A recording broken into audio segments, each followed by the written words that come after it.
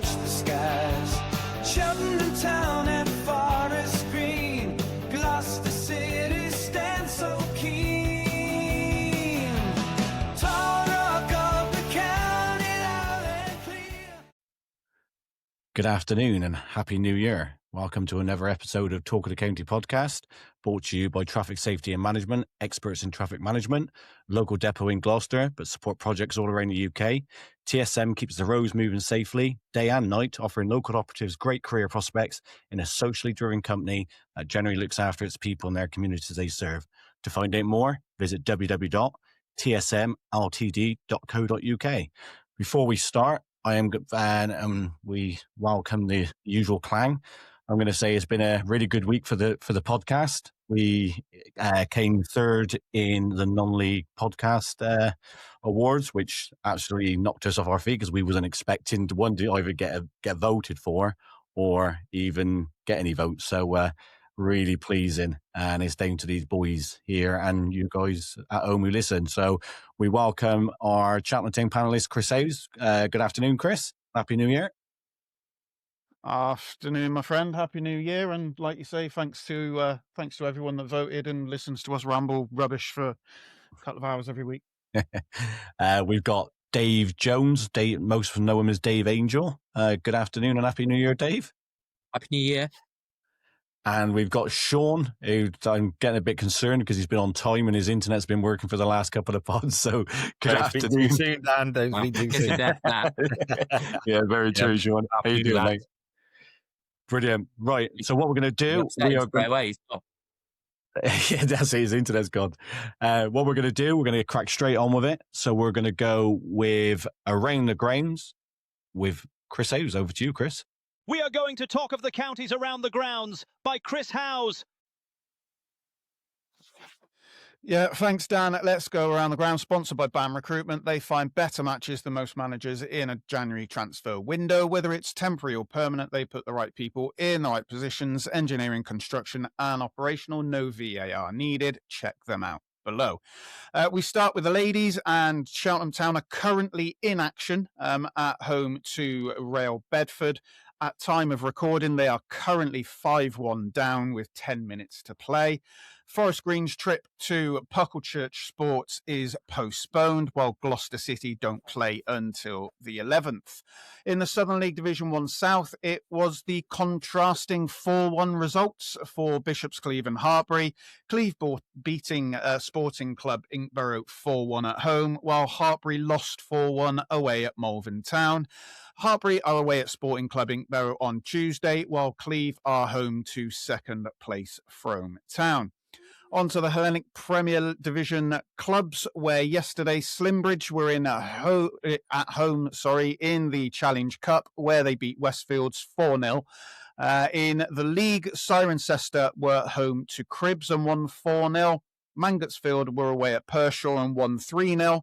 And Tuffley were away at Thornbury, where they played out a 3-3 draw. Cinderford's trip to Highworth, Lydney's home game against Hereford Pegasus, and the county derby between Fairford and Long Levens were all postponed. Notable fixtures next week include Slimbridge's trip to league leaders Roman Gloss St George, and a county derby between Long Levens and Cirencester. That's the roundup from around the grounds. Back to you, Dan. Thanks, Chris. A bit shorter when at non-league level than it was at the football league level this Christmas, that's for sure. But let's crack straight on with Gloucester City.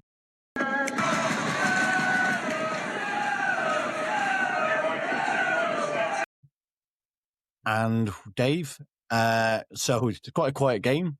Yeah, Gloucester City had a few chances in the first 20 minutes, notably through Spence and Williams, but all the pressure came from City, it seemed, first half, but a bit disappointed not to break them down in that first half. Yeah, it's a bit like, seemed like a few people have said it. It seemed like a bit of a throwback to previous styles of manager where we just had loads of possession, but the passing wasn't crisp or quick enough. And sort of we just kept it, but laboured passing it back and forth and keeping the ball, but not really threatening. Had a couple of opportunities where, say Sean Spence and that ball played into the box and didn't sort of took a touch and then nothing happened, nothing came of it. But very, very quiet first half. pretty dire, to be honest. It was a pretty hard watch. Yeah. We've talking before we come on air about Simpson. He seems to have dropped off a little bit, Dave, hasn't he, over the last couple of weeks? Yeah, he didn't have a lot of service yesterday. The game before, yeah, he hasn't been as on fire as he was when he first arrived, but he'll still score goals. We need to create chances, and I think we missed Pinchard and Watts yesterday, which were obviously suspended from our enjoyable trip to Taunton. So yeah, I think they're going to be a big miss while they're out. But we've got players who can step in. But yesterday they it was one of those games where you can't have 5, 6, 7 players all having an average game. You need at least 3 or 4, 5 having a decent game, and nobody really yesterday, apart from sort of the last 20 minutes when we looked a different team. Yeah. So this, like I said, first half was just a bit bitty with City having most of the ball. It's gone to the second half, a bit bitty. I'm avoiding certain words with you guys because you take the mick out of me, so it's going to be called bitty now. When you're so forward, you're going bitty now, lads. So let's say second half. Quite a start to the second half, Dave. But 58 minutes, Evesham take the lead. Talks for the goal. Bit disappointing. Yeah. I'm behind Gloucester's goal. Ball's down the other end. They score. Haven't seen it back yet, but I think both goals were, Daff says, was sort of just disappointing defending, really. Both Ethan Dunbar. Yeah, I can't say a lot about their goals. We had most of the ball, but twice they got it, broke forward, and it ended up in the back of our net. And from then on in, you've got a mountain to climb. But Ethan Dunbar, he was at Gloucester, wasn't he? And he went to Evesham from Gloucester, didn't he? Yeah. Briefly, Yeah. never really did a lot. But I think he was with us at one point. He's done well at Bishop's Cleeve. Went from Bishop's Cleeve to Evesham, and he seems to be scoring goals, doesn't he? Yeah, he seems to be doing all right, doesn't he? Yeah. 72nd minute, Evesham double their lead. And I'm pretty sure you would have had one eye with what was going on elsewhere, and not so much down at Wharton and Evesham, but more like Poole. I know Farnham was called off. So yeah, well, I mean, you keep an eye on Walton and Evesham, but you just, when you see they've gone 1-2 up early, you just stop looking at the game. You just know, they ain't losing, and it's a question of how many. They're just relentless, aren't they? But yeah, I gave up on looking at Poole's game when they got to about 4 or 5. So yeah, it was all about us yesterday, and we really needed a win. But it looked like we weren't going to pick up any points. But Duff's made a couple of changes. Brought Harry Emmett on the left, pushed King Baidu over onto the right, and brought Joe Hanks on, and we looked a different side. And we started looking a bit threatening. We started creating some chances. Yeah, the one thing what shocked me when I was analysing the game was that King Baidu rose the highest to had a chance at goal. Like anybody, you know what, you made joke because he's only a quite small little player, but he's got a hell of a leap on him. I think he scored 2 or 3 with his head for us. Has he? He has got a bit of a George Lloyd leap to him. Yeah. He hangs. Yeah, he's. Like when we went to the 8 game, Chris said I've never felt so tall. It's because I'm massive, Dan. But 5 minutes later, you get a goal back. Michael O'Regan pulls one back, never centre half on the score sheet for Gloucester. Yeah, nice little move, ball played in, sort of in the corridor of uncertainty, and he got in there, slid in. With the TN view as it is, we sort of knew it was a goal when everybody at the front went up. But yeah, it was just from about 2 yards. But yeah, he got on the end of it well. Pretty pumped up. He was, and from then on in, there was I think that was 10 minutes left. We looked at the clock when we went. Oh, well, when did we score our first goal? 77th minute. When did we score our second? 81st. 81st, yeah. So we had about 10 minutes when we'd gone 2-2 and really fancied us to win it then. Yeah. Good corner came across. Been a bit disappointed in the corners in this game, but this one was bang on the money. And Ben Richards Everson, there was no stopping him. Got his head on it and flew into the top corner. and it's 2-2, and all of a sudden the atmosphere ramps up, and it was you fancied us getting it, but we had a couple of really good chances. King had a good one where he didn't quite connect, but yeah, it wasn't to be. Well, the And one 2-2 was. one thing we've noticed, Dave, is this season is you say the 81st minute, Baker Richardson gets on the score sheet. And that's 2 in 2 games for him. One thing you can't accuse City of is not sharing the goals around the team. It seems everybody seems to get on the act, don't they? Yeah, very much so. Yeah, we've got goals everywhere. The two centre halves are obviously 6'5", so they're always going to have a chance at set pieces. Yeah, and our wing backs get forward. All the midfield have got goals in them with Hanks and Spence and Pinchard when they're all available. Watts and then Simpson, Kieran Phillips came on for the last 10, 15 minutes as well, and looked quite lively. Didn't really have any chances. He had one chance that didn't quite connect, but yeah, he looks like it's his stay away at Lark Hall has done him good. He looked quite confident. It's just a shame. We were hoping it was written in the stars he was going to come back and get the winner, but it wasn't quite to be. Yeah. So obviously, like I said, that if anybody's listening to this, they're probably going, "Well, I got through that pretty quick." And David agree with you. Apart from there being 4 goals, ironically 4 goals, it was quite a quiet game, Dave, wasn't it? Really. It was, and not apart from the goals, very little happened. Apart from lots and lots of passing around the halfway line, comfortable possession without creating much in the final third. It was yeah. You obviously the game finishes 2-2.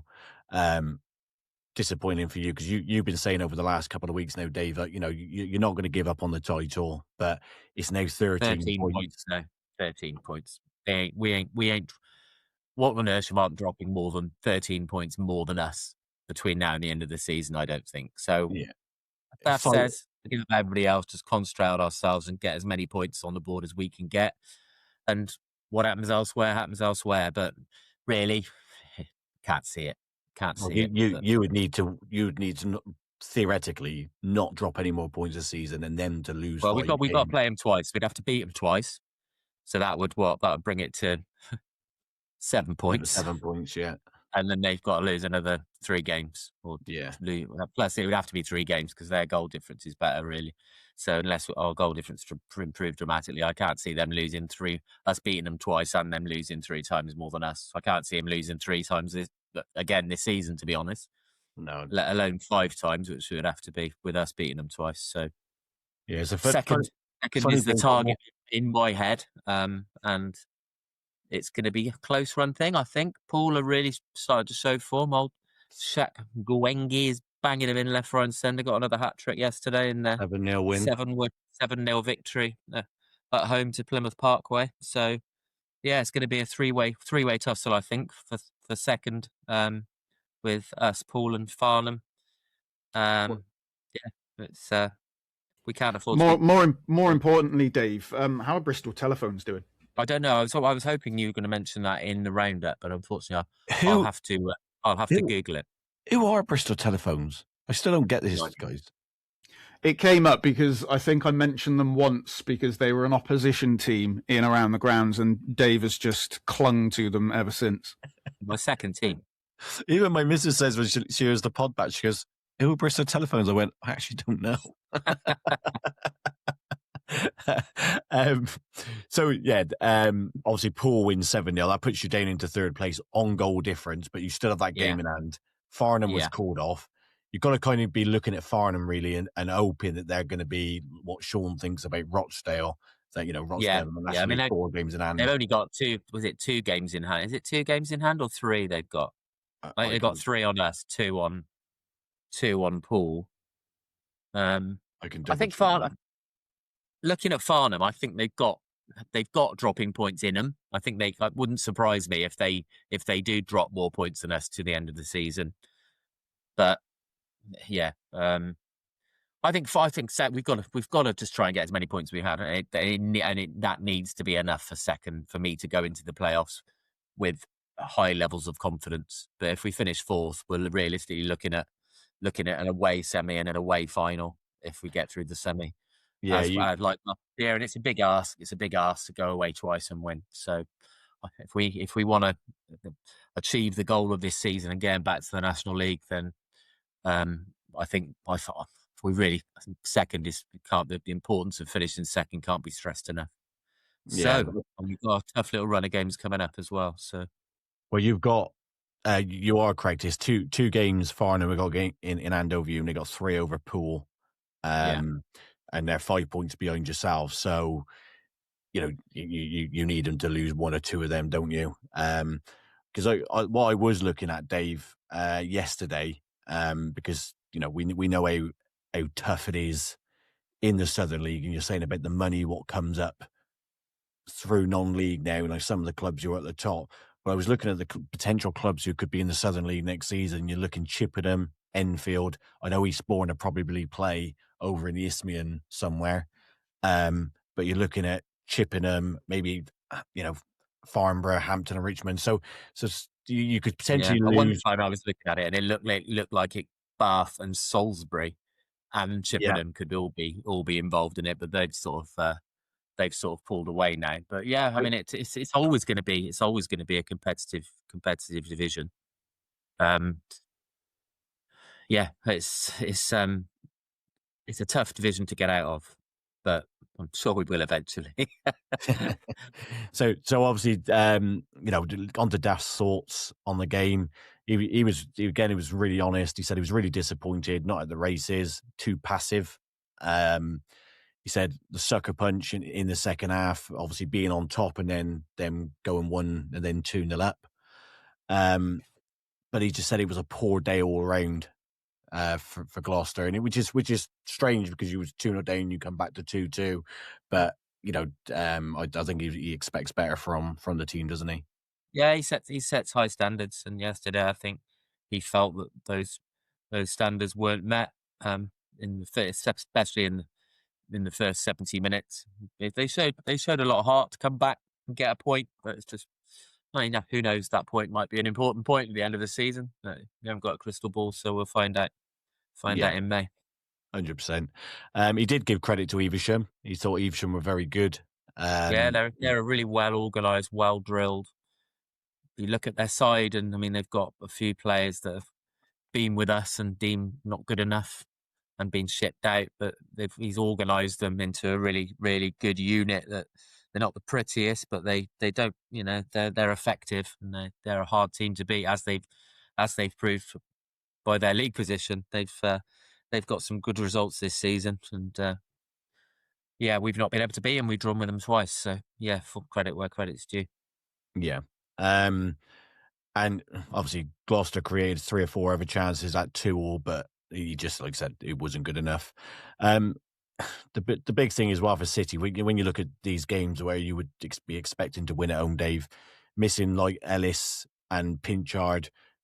I know we talked about last week about the sending offs and they were very soft, but it does come back, doesn't it? Where, you know, they haven't been overturned, and you talk about the disciplinary. Well, the one was Marcus Days was overturned. Yeah, he played yesterday. The first straight red, which was supposed to be a punch, but was a gentle nudge on the shoulder, has been overturned.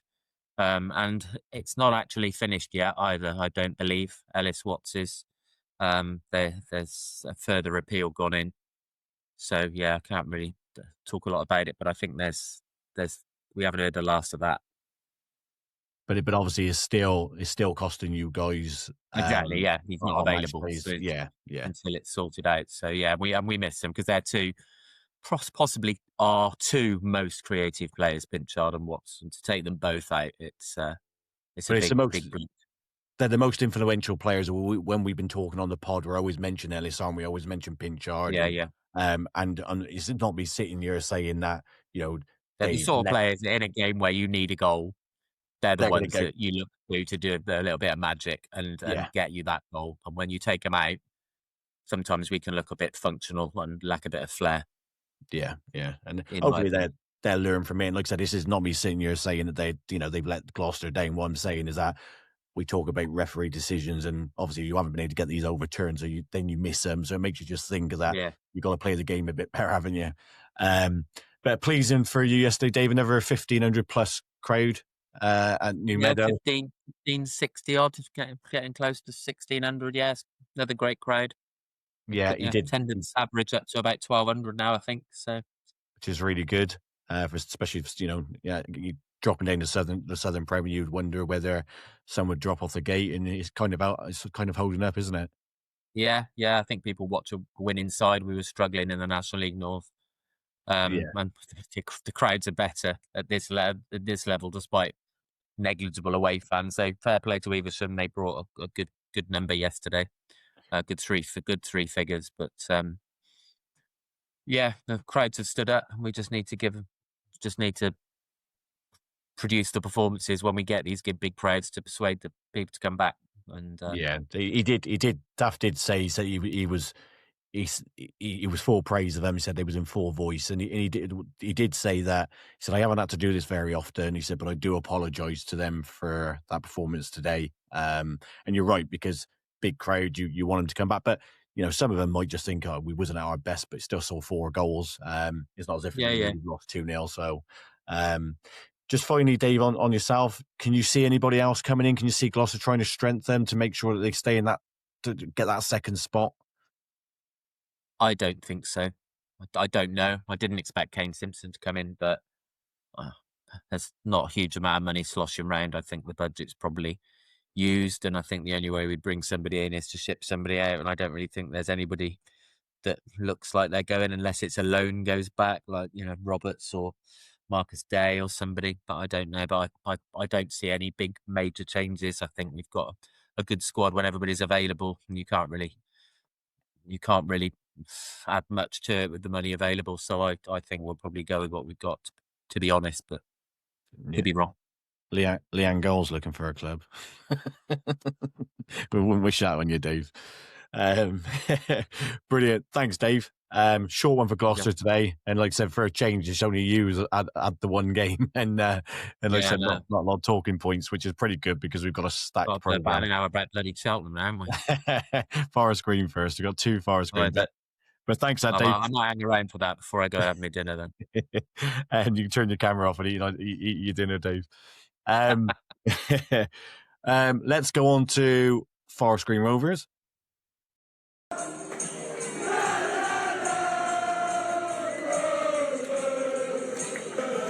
Sean, we start off with the game at home to Truro.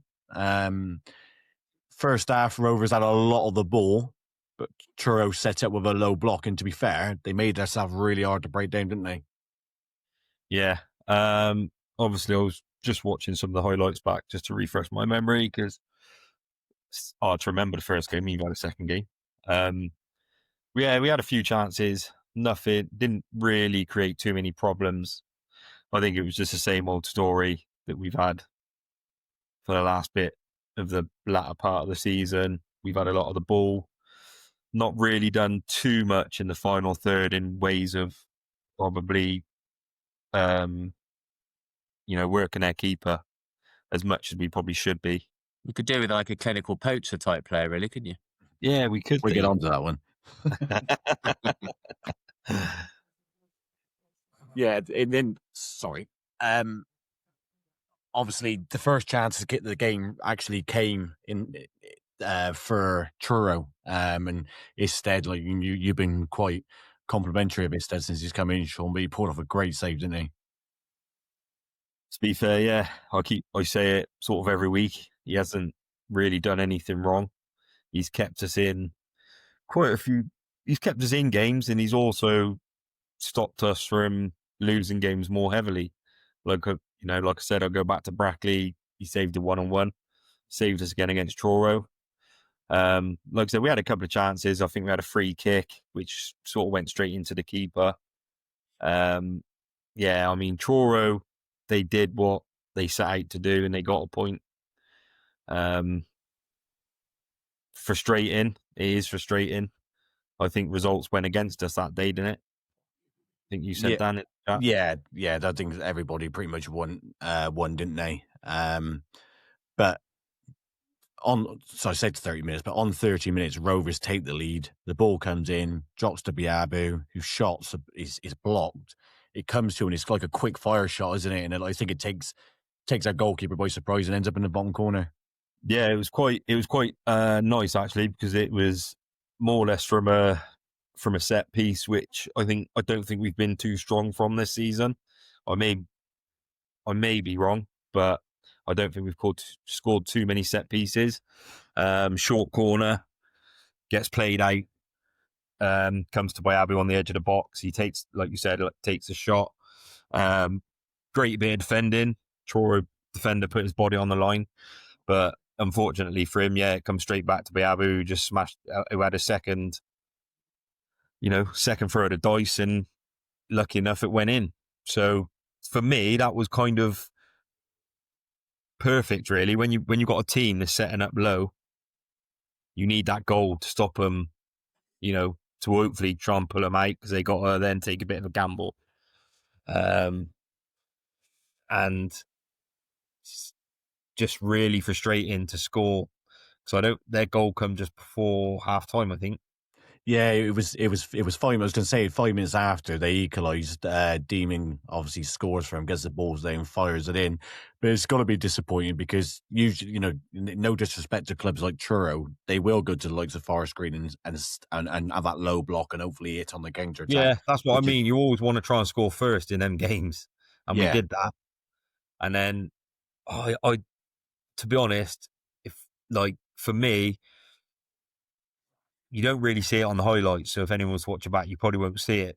But a ball gets played across field. Knowlesy gets a flick onto it, and it lands to their player, who then he sort of stops with the ball, and Knowlesy goes and shuts him down, and he stands there. He stops. I don't know why he didn't just go through it, because the ball was there to be taken. It wouldn't have been a foul. He would have just won the ball. But the bloke sidesteps round him. They get to the thing, byline, and then they end up. Yeah, it's just frustrating. Yeah, so like I said, straight for them to score like 5 minutes after. Like, I think if Forest Green could have got to half-time and got in the second half, then you're probably looking at Forest Green's going to go on to get the second and maybe the third. But, to give him a goal back 5 minutes after, and you could tell by the frustration for Robbie as well, that it kind of then gave him something to hold on to again, didn't it? Yeah, that's what I mean.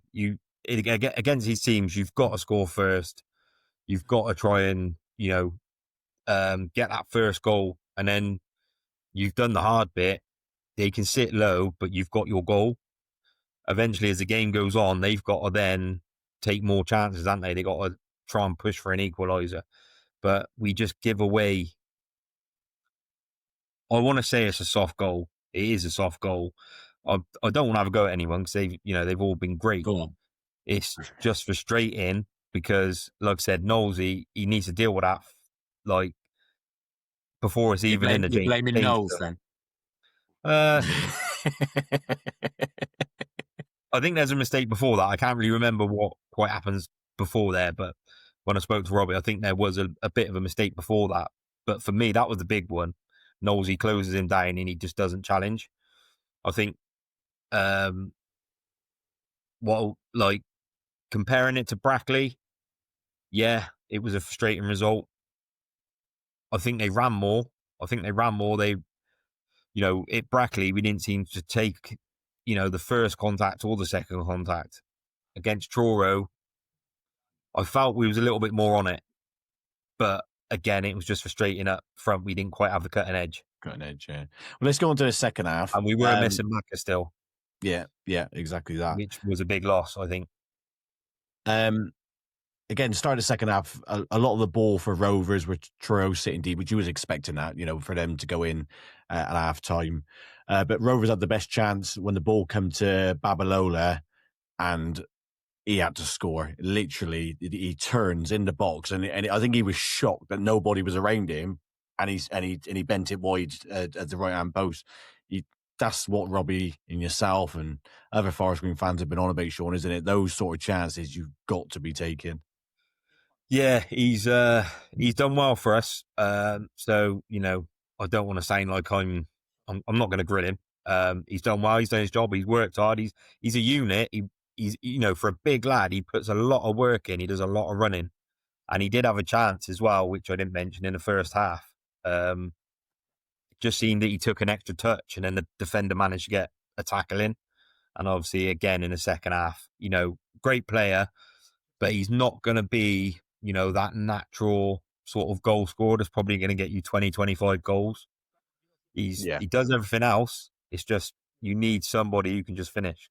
Well, ironically, I get what you mean, and we've spoken about this a lot, haven't we? I've said to you that it's a strike. Babalola's a striker I would take at Cheltenham all day long, Sean, because I believe we got goals around us. We just ain't got nobody to do what he does for you in holding that ball up and bringing players in. I think he does that really well. But clinical from an outside view, I don't think he's clinical enough. And I think he maybe snatch. It might be a confidence thing. It might be him settling into that level above. But thought he should have definitely scored. It might be. Sometimes I think you get strikers where they do a lot of the dirty side of that work, but they don't quite get enough goals. Yeah. Now, what they do is if they play with somebody, when we had like Jamil Matt and Matty Stevens. I mean, to be fair, Jamil Matt scored a fair few goals in the one season. He wins a lot, doesn't he? Before that, he wasn't a goal scorer. And I think, I'm not going to say Babalu is never going to be a goal scorer, but he's chip in with the odd goal. But I can't ever see him being that clinical, like where he does get you the 25, 25 goals a season.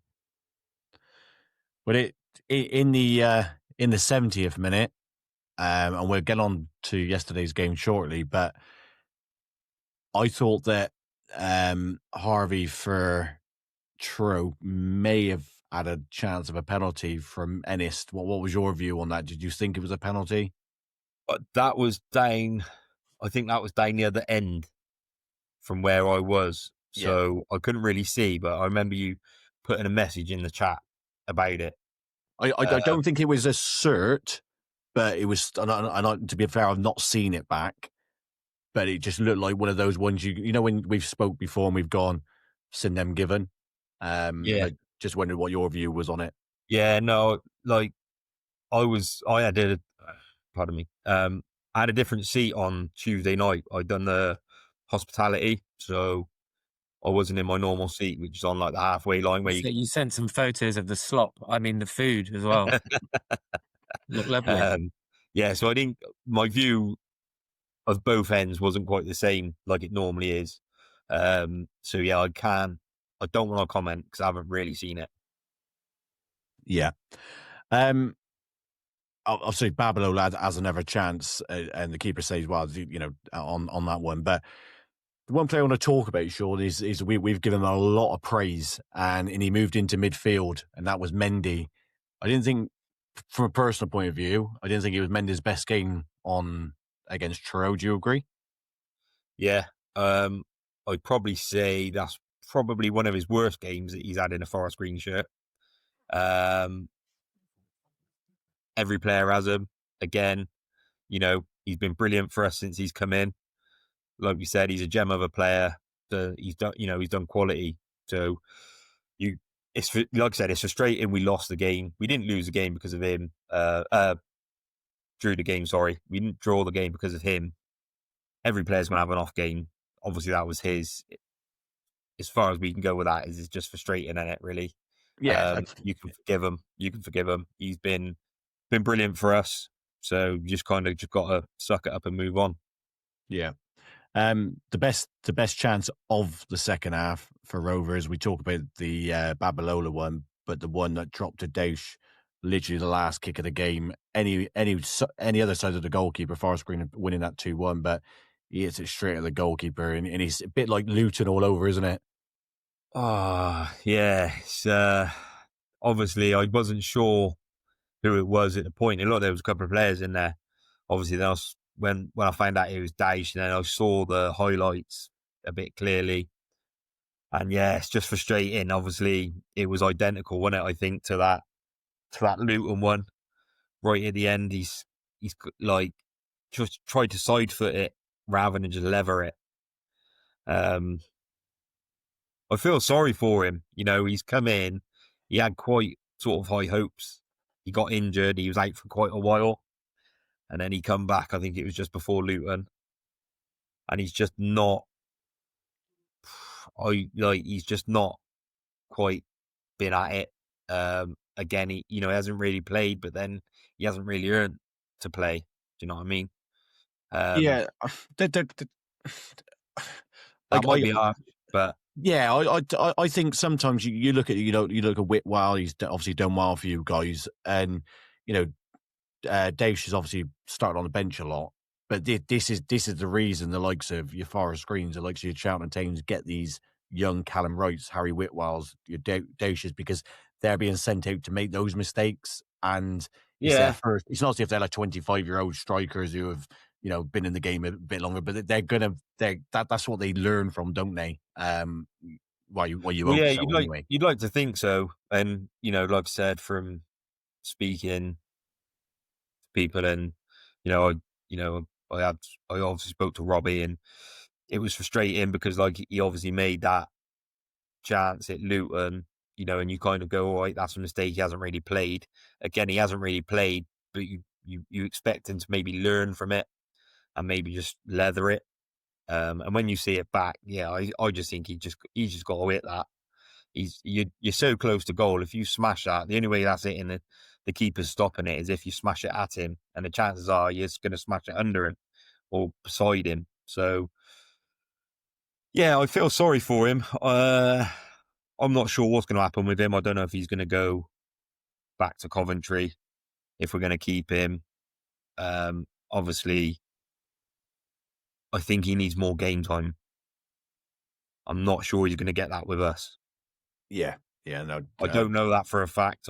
That's my opinion. I don't think he's going to get the game time he needs, and I think he does need game time. Yeah, no, I agree. Again, Rob, we'll get on to yesterday's game shortly, and that might be your saving grace. But on to Robbie's thoughts after the Truro game. We said a couple of comments after the Brackley game, where we all know Robbie wears his heart on his sleeve, and he's passionate, and he's no different to what I'm like after Saturday when Cheltenham have lost. What I say on a Saturday is totally different to on a Sunday, because you say things in the moment and things like that. But he says he feels the ambition was too big for some. I've seen some, again, this is not me. I know Robbie listens to this. It's not me saying this, is what I've seen online. And I've one comment I've seen, Sean, because fans are fickle, aren't they? You get genuine fans who will sit there and they go, Robbie's right. You'll get one or two who like to jump on the bandwagon because you haven't won and have a go at popping the manager. But seen some of your fans felt that maybe Robbie was chucking players under the bus. I don't think that was the case. Do you? I think it was. No, I don't. I don't think he was chucking players under the bus. I think, like you said, he wears heart on his sleeve. He's passionate. I've said it before. Sometimes interviewing him straight after game probably isn't the best, I think, like for most managers. But that said, we're like just over halfway through the season now. He's had a good chance to look at some of the players. He's held his hands up. They brought the players in. They're his players. And I don't think he was chucking them under the bus. He was just, football's brutal, isn't it? Like, football's brutal.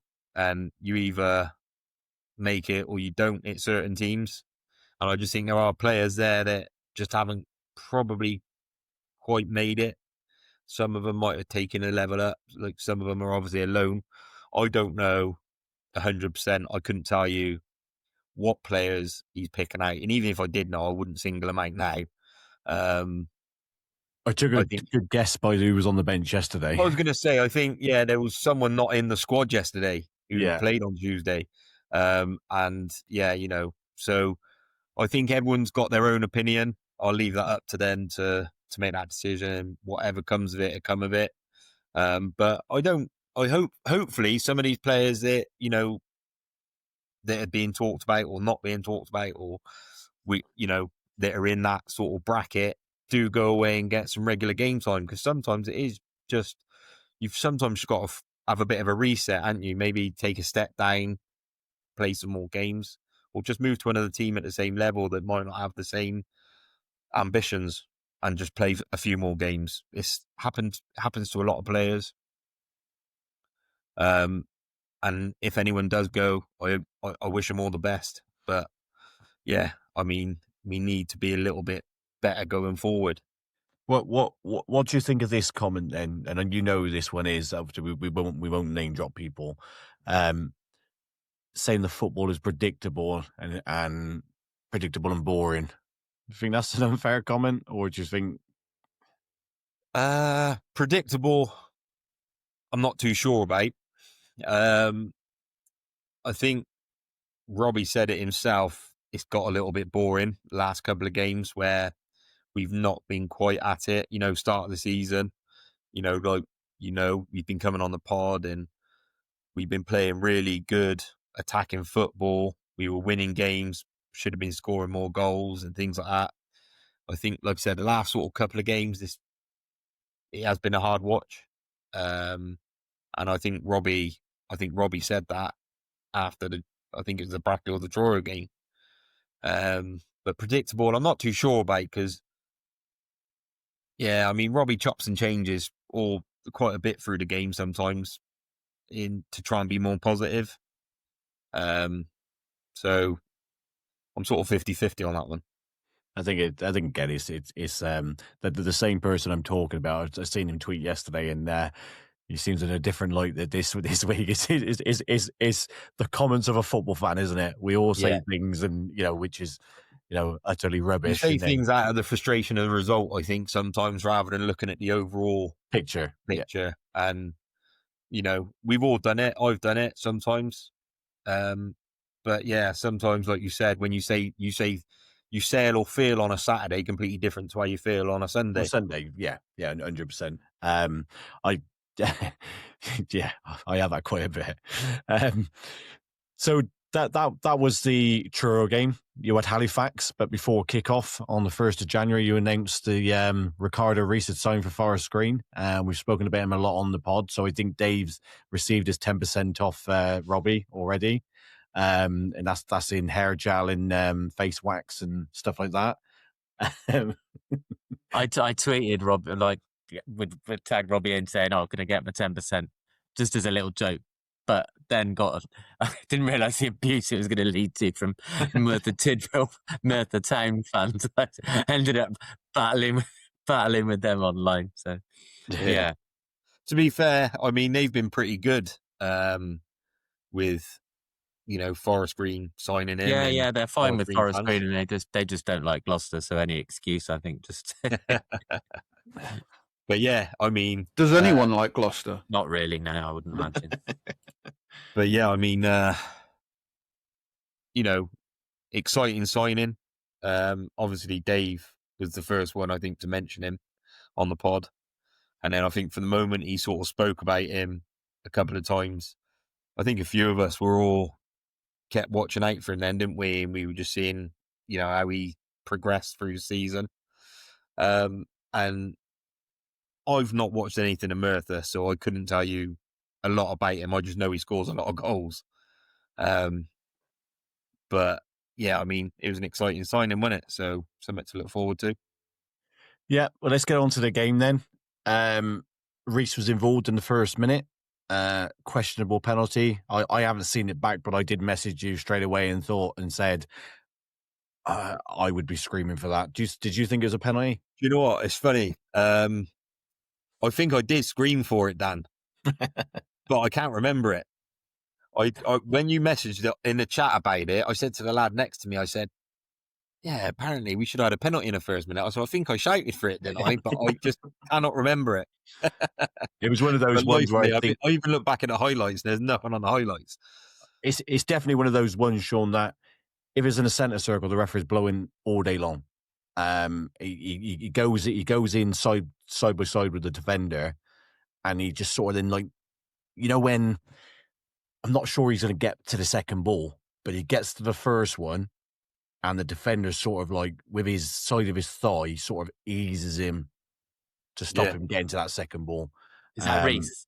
Reece, yeah, I would have been screaming blue murder for it. But again, like I said, I wonder what Sean thought at the time. Like I said, I'd have to see it again. But my first thought, I thought he should have had a penalty. To be honest, I think the referee in the Halifax game, I don't think he's the worst we've had. I don't think he was very good. But what I find very early on in that match, he wasn't given anything. We was, at times maybe barging them over or tripping them up, and we were getting it back. And he wasn't giving anything to either team. He was letting the game go, which ain't a bad thing sometimes. I think what we got a little bit frustrating was when he did eventually give a foul and a card to us. A couple of minutes before, there was an identical challenge, and he didn't give anything a couple of minutes before that. It's the consistency that you ask for. He's letting the game go, which is fine, but then he gives a yellow card for decision, which should have been given probably to their player a couple of minutes earlier. I think Robbie did argue it from the dugout, like any manager would. But yeah, I mean, I don't know. I can't remember the penalty. I think I did. I think I did call for it though. I'm sure I called for a penalty at that start of that game. Well, let's go on to his first chance of the game. Because like I said, again, Forest Green had a lot of the ball in the first 20 minutes. But I thought, but again, just by my view, I just didn't think you penetrated them much. You didn't get the ball into the box, but you had a lot of the ball. But when the chance that you did have, the first chance around 2 minutes, the ball comes in and Ricardo Reece is at the back post. He gets the header, and it was kind of like, it was a good header because if he heads it too hard, I think it probably goes wide. But he sort of just cushions it, and it sort of like trickles, doesn't it? And it's the inside of the post and comes back out. I think I'd started celebrating. I thought it hit the post and trickled in, and it come back out, and the keeper grabbed it. But yeah, I mean, he couldn't have done a lot else other than really score there. But yeah, I mean, I was gutted because, new signing, bit of pressure on them because they want to get off the mark, don't they? Especially as a striker. And obviously with that being what we've been struggling with. So I felt a bit sorry for him that he didn't go in. But yeah, I mean, what a player. He was cracking yesterday. Yeah. Babalola had a chance. Probably not so much disappointed with Babalola. It was sort of like an half a chance. It was sort of like a shot cross. And I think any other game, I think Reece is probably just trickling into the back post and taps that in, but he goes to the front post, doesn't he? Yeah. Again, I think it's just the same old story. With Babalola, does everything right, does everything else. It's just not quite got that clinical edge like we just spoke about. He needs. I want to say he needs a goal. I mean, I know he has scored, but I think he does need a goal to try and maybe just give him a little bit more confidence. I don't think he doesn't look like he's lacking confidence, but sometimes just that goal can just help that a little bit, and maybe then ones that go the wrong side of the post next time can go in. But yeah, I do feel sorry for him because he does do a lot of work. He does so much work off the ball. Yeah, I don't think he did. I don't think he did anything wrong. He was just sort of like it was a shot cross, and you would just expect somebody to come to the back post. But anyway, onto the sucker punch. And like I said, we pretty much had Forest Green did have all the ball first half and had a couple of half chances, but you go in 1-0 down, Halifax score on the stroke of half time. You must have been fearing the worst and thought, here we go again. Oh, yeah. So, literally, I think Robbie, everybody, because when the whistle went, everyone was then moving to go and get their halftime drink, whatever. And everyone was walking past just going, same old again, same old story all over them. And then we just concede a goal. And yeah, it feels frustrating. And you're there, and I was there at half time. I mean, I think you put it in the chat, Dan. I think you was like, "Oh, I can see Rovers coming back from this," and I was there queuing up for a coffee, and I was like, as much as I wanted to believe it, I was like, it's going to be one of them Soy games latte, again, wasn't it? eh? Soy latte. Yeah. I was like, yeah, it's just going to be one of them games again where, we do everything other than probably not score. Obviously, we had Reece and Macca back, which was, they were positives. So you always kind of have that feeling, but you're always worried that it's not going to be your day. I think with the last couple of results as well. So yeah, it was gutting to concede just before half time. Let's go into the second half then. Couple of early corners for Rovers, and Mendy has an header just over. But a bit of heart in the mouth for the Halifax keeper. I find this quite comical. The ball gets punted forward by Rovers. The keeper comes out to the edge of the area and lets it bounce, and it sort of spins back, doesn't it? And he sort of like steps to the side of the ball. Yeah. Sometimes though, like, you need that little bit of luck, don't you? Like, again, it just doesn't go for us. Like, it's not. I would have liked to have one just gone under his foot. Well, it was comical because he sort of like I don't know if anybody's seen it back, but if I'm being honest, I think I was still actually in the concourse at that point. Oh, yeah, because there was a big old queue for the coffee, and then as I got near the front, the woman messed the machine up, so the screen all went funny. So then everybody moved to another screen, so now I had to basically rejoin the queue, and I went further back. And then when I ordered the stuff, I had to wait because one of the things that I ordered for my boys, they didn't have it in stock behind the counter, so I had to wait for them to go and get it. So I don't think I got out for about 10 minutes. Yeah, it was comical. If you get to see it again, it's funny because like you just don't know what the goalkeeper was doing. He just literally stepped to the side of it, let it bounce, and honestly, if the ball hadn't span, it hit the ground and span back to him because he had gone past him.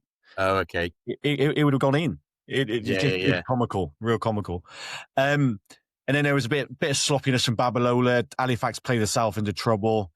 He sort of like gets the ball out by the corner flag, cuts back in, and he's sort of like gone past the keeper, but he doesn't shoot. Is that frustrating? Yeah, I think yes. Against Halifax yesterday, there was a fair bit of frustration.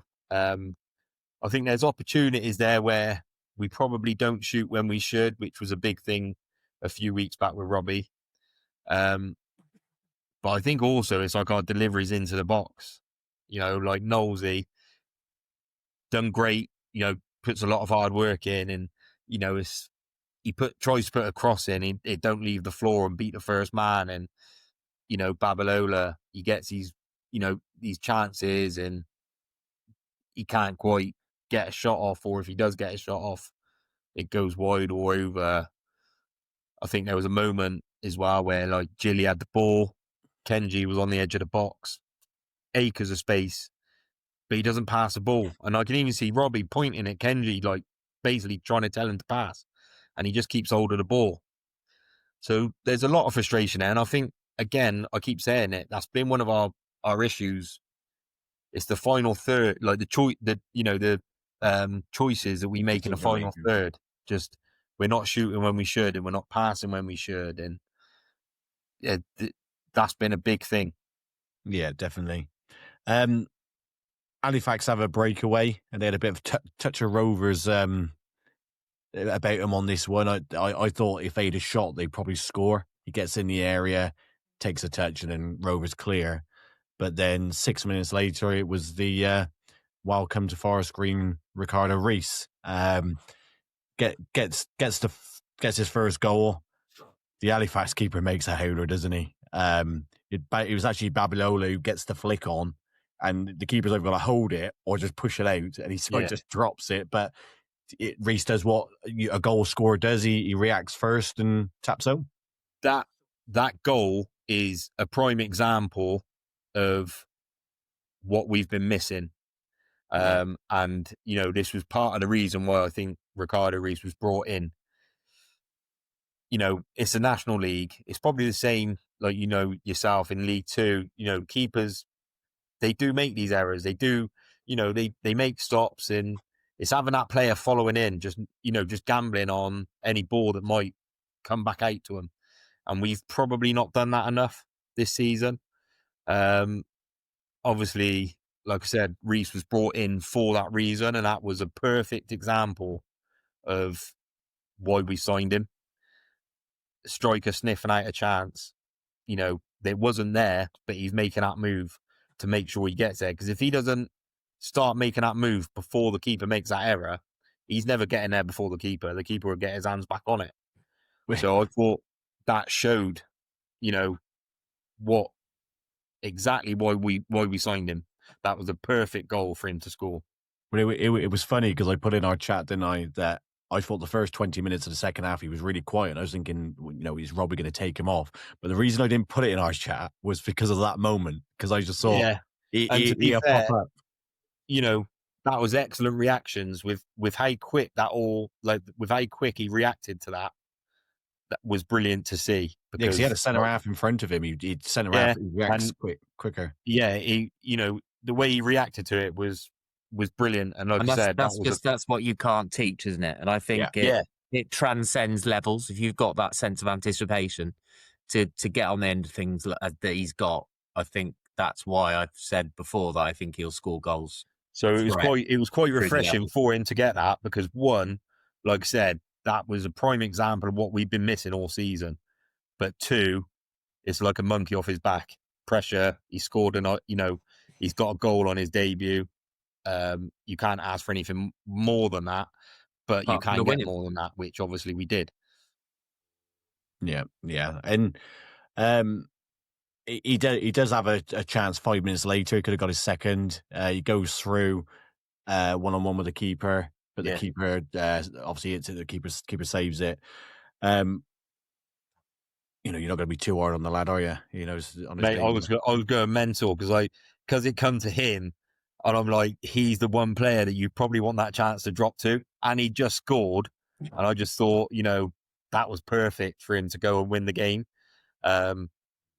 Obviously, fair play to their keeper. Mind, he was out, pretty quick. Yeah. To give himself a good opportunity to stop it, so Reece didn't have a lot of the goal to get at. But I was gutted. I was already cheering, and then I was gutted. It was like, honestly, I couldn't believe it. I was almost like on the chat, because you and I think you and Chris were in the chat, like, oh, Reece is quiet, before he actually scored. That was Chris. Like I said a couple of minutes ago. I remember one of you put it in.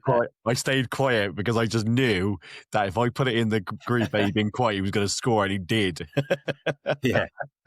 And then on the 78th minute, Rovers take the lead. I like this goal. I really do. I think the ball. Now, I don't know whether you've seen it back, Chris, but you think Jordan Thomas ball across for a Delican's goal against Shrewsbury. The ball comes across. It's a little bit more. It's probably more 8 yards rather than 3 yards.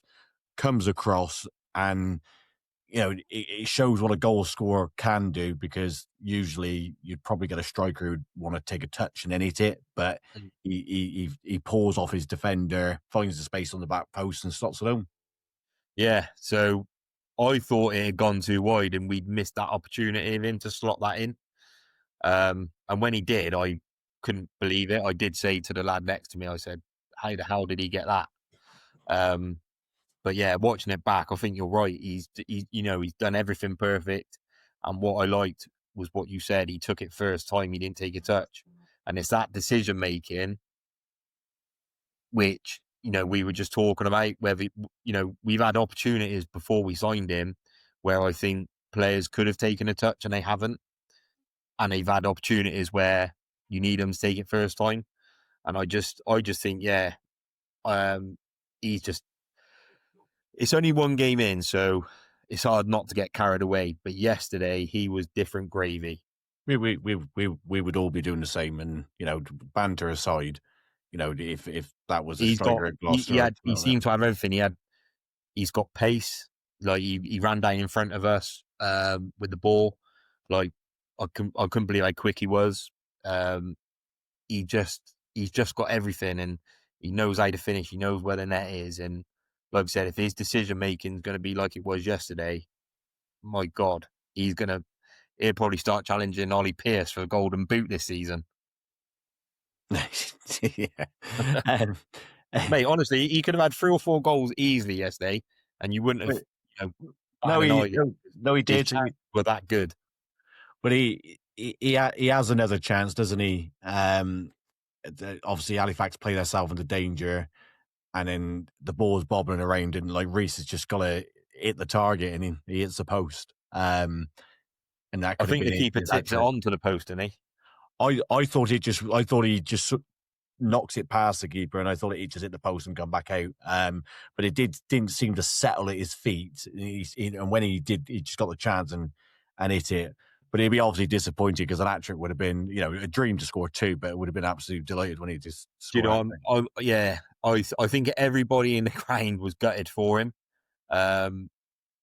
Obviously, he's come in. Like I said, he was a big sign-in. Like, I think everyone was hoping he would get a goal. No one more so than probably himself and Robbie. And it was quite nice because when he did score, he did run all the way from the corner back up. You probably see it on the highlights to the dugout. Sort of half hugs Robbie, and you can just tell he's buzzing with the goal. But yeah, I mean, He's probably got more delight. It's not taking anything away from his first goal, because all football pundits, all people who analyse games would go, the keeper made an howler. I said, the first thing I said was, what was the keeper doing? But you can't take that second goal away from him, because that was a proper striker's instinct. Oh yeah, no, it was. And like I said, I was gutted for him that he didn't get that hat trick. I think everybody was. Everyone was urging that he'd get a goal. And then once he got 2, I think everybody wanted him to get, the hat trick. And he had the chances. It was great. I got no doubt he probably will get a hat trick pretty soon if there's anything to go by. Halifax, I think they were just outside the playoffs. I'm not going to say they're going to break into the playoffs, but they're a half decent side. I think they're the best. They're the best of the next sort of quarter of the next third of the league, I would say. Yeah. And to do that against Halifax, like I said, he had so many, not so many, but he had the opportunities there. He hit the post twice. Keeper made a 1-on-1 save. He scored 2 goals. There was a chance in the first half where it was bobbling around his feet. He couldn't get it out. That would have been another half chance. Do you think he'll take penalties, Sean? I don't know. I reckon. He seems the sort of player to take one, but I was wondering whether he was itching for a free kick. Like, I've not watched him for Merthyr Town, so I couldn't tell you what he took there or what he done there. But we had a free kick in the first half. I said to Lad, I wonder if he's going to step up for this, but he did move away from it. I think McAllister might have something to say about that. Yeah, I mean, Macker hasn't done anything wrong, I don't think, on penalties.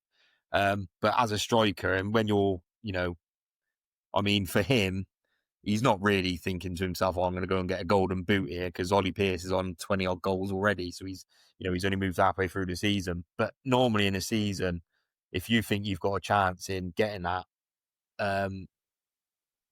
you want to take penalties, don't you? It helps get your goal tally up. Yeah. But what I do want to mention, and what I do like about him, is when he done his interview on the Forest Green's website. I don't know if you've listened to it.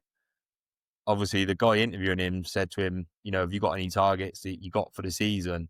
And what he answered was, he said, I don't like setting targets because you can take goals away from the team, which I thought was brilliant because, a lot of players, and that they do set themselves personal targets. Yeah, of course. He's probably got his own personal one in his head, but nothing. Yeah, well, that's what he basically got asked. But he said, if I have that in my head, he said it can make you shoot when you should pass and things like that. So I don't like setting targets.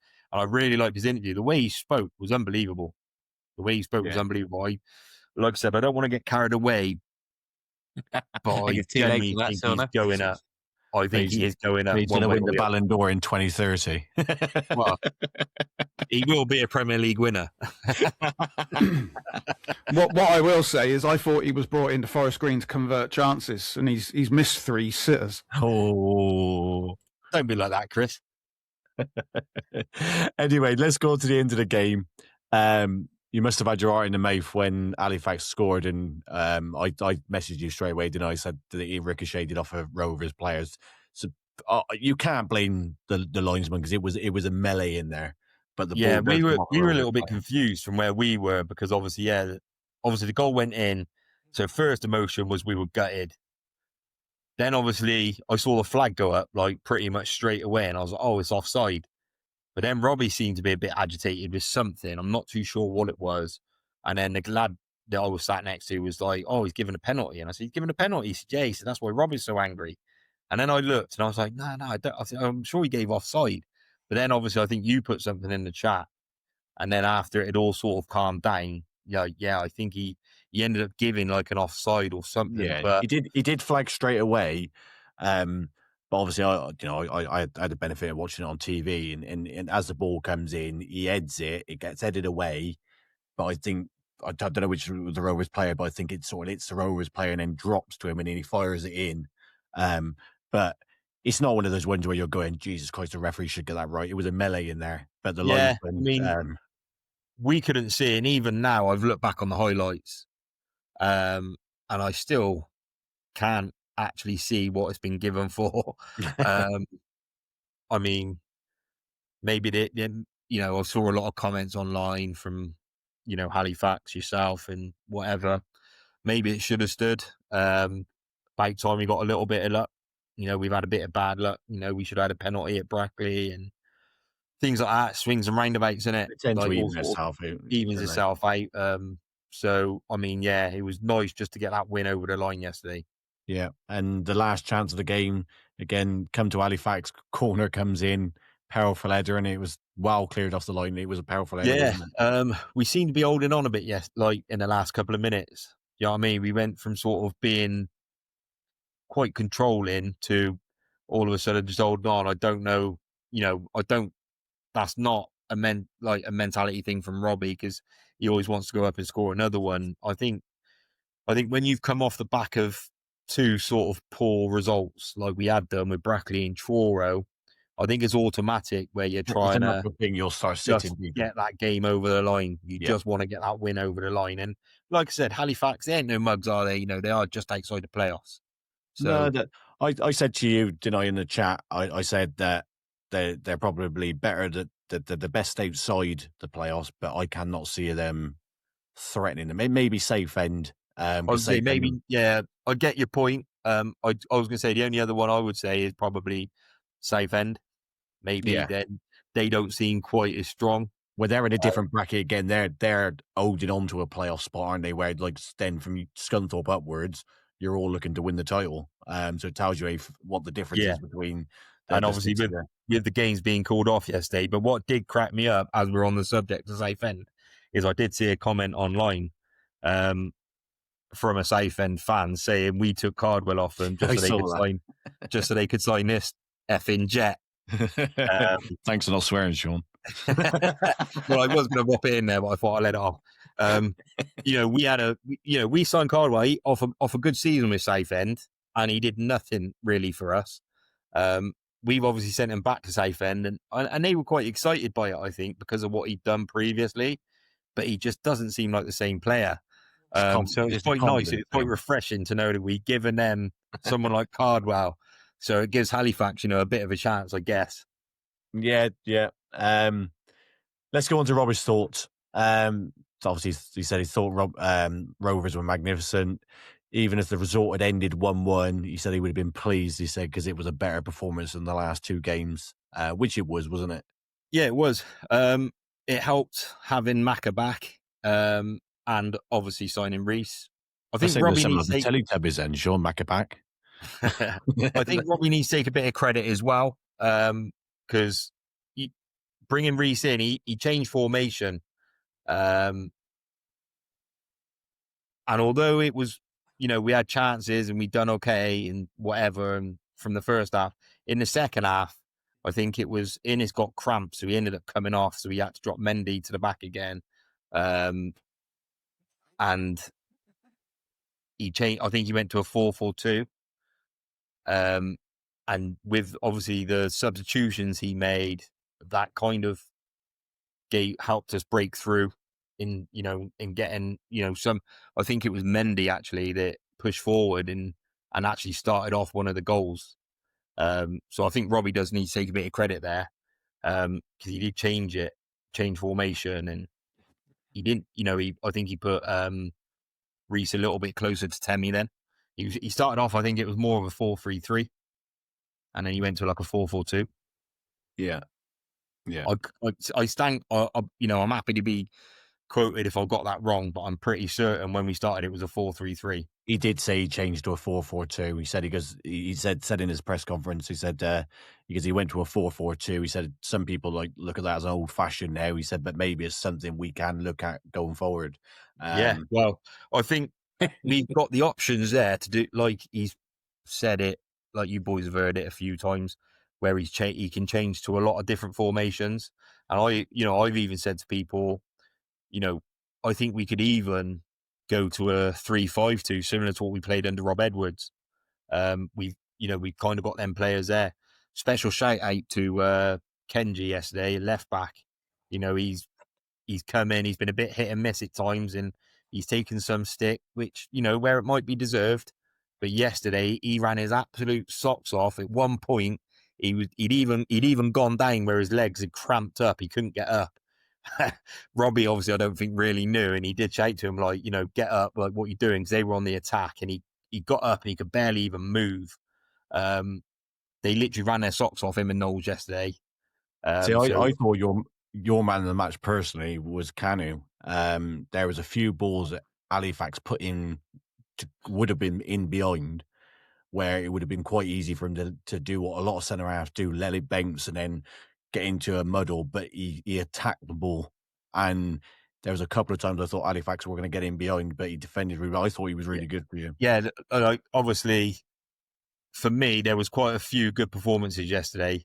Kanu, Kenji, Knowles, obviously Reece, even Temi. I mean, he ran his absolute socks off. He looked absolutely knackered yesterday. At points, I thought Rob was going to have to take him off because he just looked like he had nothing left in the tank to run with. There was a few good performances. I just wanted to give a special shout out to Kenji there because he gets a lot of stick. Like I said, and rightly so. He gets a bit of flack. He's been a bit hit and miss. But yesterday he was solid. There was one bit, I don't know if you saw it on the TV, and it was on the edge of their box, and he turned their player like inside out once or twice. Yeah. With just the way he controlled the ball and moved it about, and he was brilliant. Kenji, Knowlesy, Kanu, Oisted, he didn't have too much to do, but again, he was just solid. And you could see he was trying to release the ball quicker and stuff like that. So Yeah. no, it was good. It looked like we were getting back to our best, and I think we needed that win to get over the line. But it was an important win for you guys, especially with games being called off. So you've done your bit. I know. Yeah. I know you're looking at it now. Like, isn't the league title's not in your hand, but all Forest Green need all they have to do is just keep doing their job, and hopefully one of Forest slip up. See, I'm still a little bit like, I don't think the league title's decided yet. Obviously, Rochdale, they've got a brilliant opportunity. They've got a brilliant chance. I still don't think it's decided yet. I spoke to Robbie and I said to him, I still think there's twists and turns in the league title yet. I'm not saying it's going to be us. Obviously, York are flying. I know I think their game was called off. Was it called off yesterday? And yeah, they drew the game before that. I think there's still a bit of football to play in our league yet before we can really rule the title out. But we need the game in hands. To kick this on. It's the game in hands, isn't it? With Forest Green, if those teams don't pick up the points in the game in hand, and then you're massively in it. It's if Rochdale go and win those 4 games in hand. That the thing for me is, and I keep saying it, is them games in hand. They're great to have.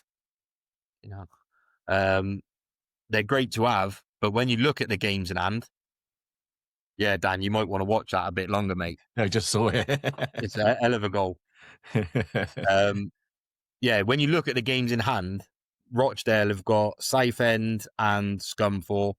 York have obviously got to play Boreham Wood. So these games in hand, they're not givens. It's not like you're going to look at that and go, oh, that's a guaranteed 3 points. There's points there to be dropped for both teams. Plus, we've still all got to play each other. So, yeah. obviously, like I said, I think our league's still got a fair bit of football yet before we can. I think, it's going to be tough, but I think now we've got the players. We've got, I think Reece was the big one. I think he was the big one. It was the goals that we've been lacking. Yeah. No, I agree. It's nowhere near over. Obviously it's not in your hands because obviously the game's in hand, but you're 2 points off the top, and everybody's still got to play each other. It kind of is in your hand because if you beat everybody around you, you're going to be taking points, and so it's exciting. But obviously as rival fans, we're sit here, Sean, you're not naive. We're hoping it isn't Forest Green. Oh yeah, of course.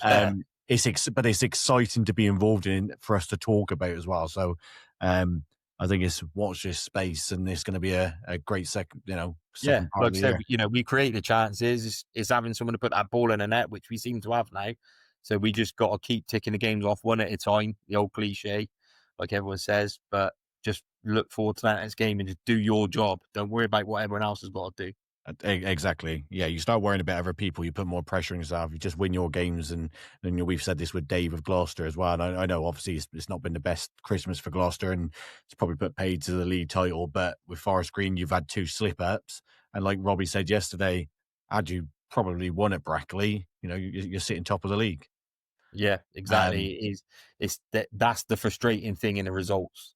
Yeah. All right. Thanks, Sean. That's Forest Green Rovers. Let's bring in Chris, and let's go on to Cheltenham Town.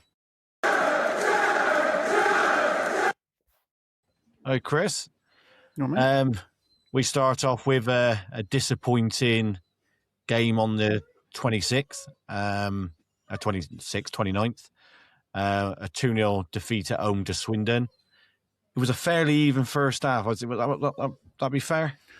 Yeah, I mean, there was nothing in the game, really, I didn't think. It had 0-0 written all over it. And, yeah, it was bitty, scrappy. Bitty. Looked a little bit, bitty, mate, bitty. Looked a little bit, not lethargic, but it looked a bit like there wasn't the same energy. But no, it was just one of those games. And Swindon got 2, and they won the game. Yeah. Right, move on to the next game then. Neat summary. Dave's been dreading this one because there's 3 Cheltenham games. But before we carry on, can I just ask the guys to have a look at Dave? Does he remind you of one of those sort of ghost things you see on? Because he's got a black polo neck on he's in a dark room. All you can see is his head. If I turn the light on, look at this. I've got no choice. We got a choice of me in the dark or me looking like the Archangel Gabriel. So I think the dark. I think I look like Bohemian Rhapsody. I need some people around me. Let's have a listen to Pete Matthews. He's done a quick summary of the 3 games and what he thought on today's game. See if you agree, Chris. So 3 games to reflect on. Firstly, the home defeat to Swindon, where I thought Swindon probably deserved to win. I thought they had more power in both boxes. That was probably one of the big differences. Tafford's was terrific at the back for them.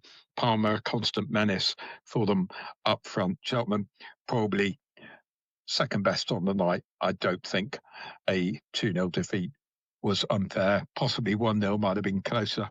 Cheltenham had some spells. They put some good balls across the box, but didn't get anyone on the end of them. I didn't go to Crewe. From what I understand, it wasn't a 4-1 game. I've seen the goals, clearly individual errors. Sometimes that simply happens. Move on. And that's what Cheltenham did against Crawley. I thought they were very good in the second half, stayed in the game first half. Second half, absolutely excellent. Really good going forward. Deservedly scored goals. Shame if Adelicum has played his last game for the club. He is a class act, probably a cut above League Two, in all honesty. Hutchinson set up the second really well. He just has this uncanny ability to find space on the edge of the penalty area.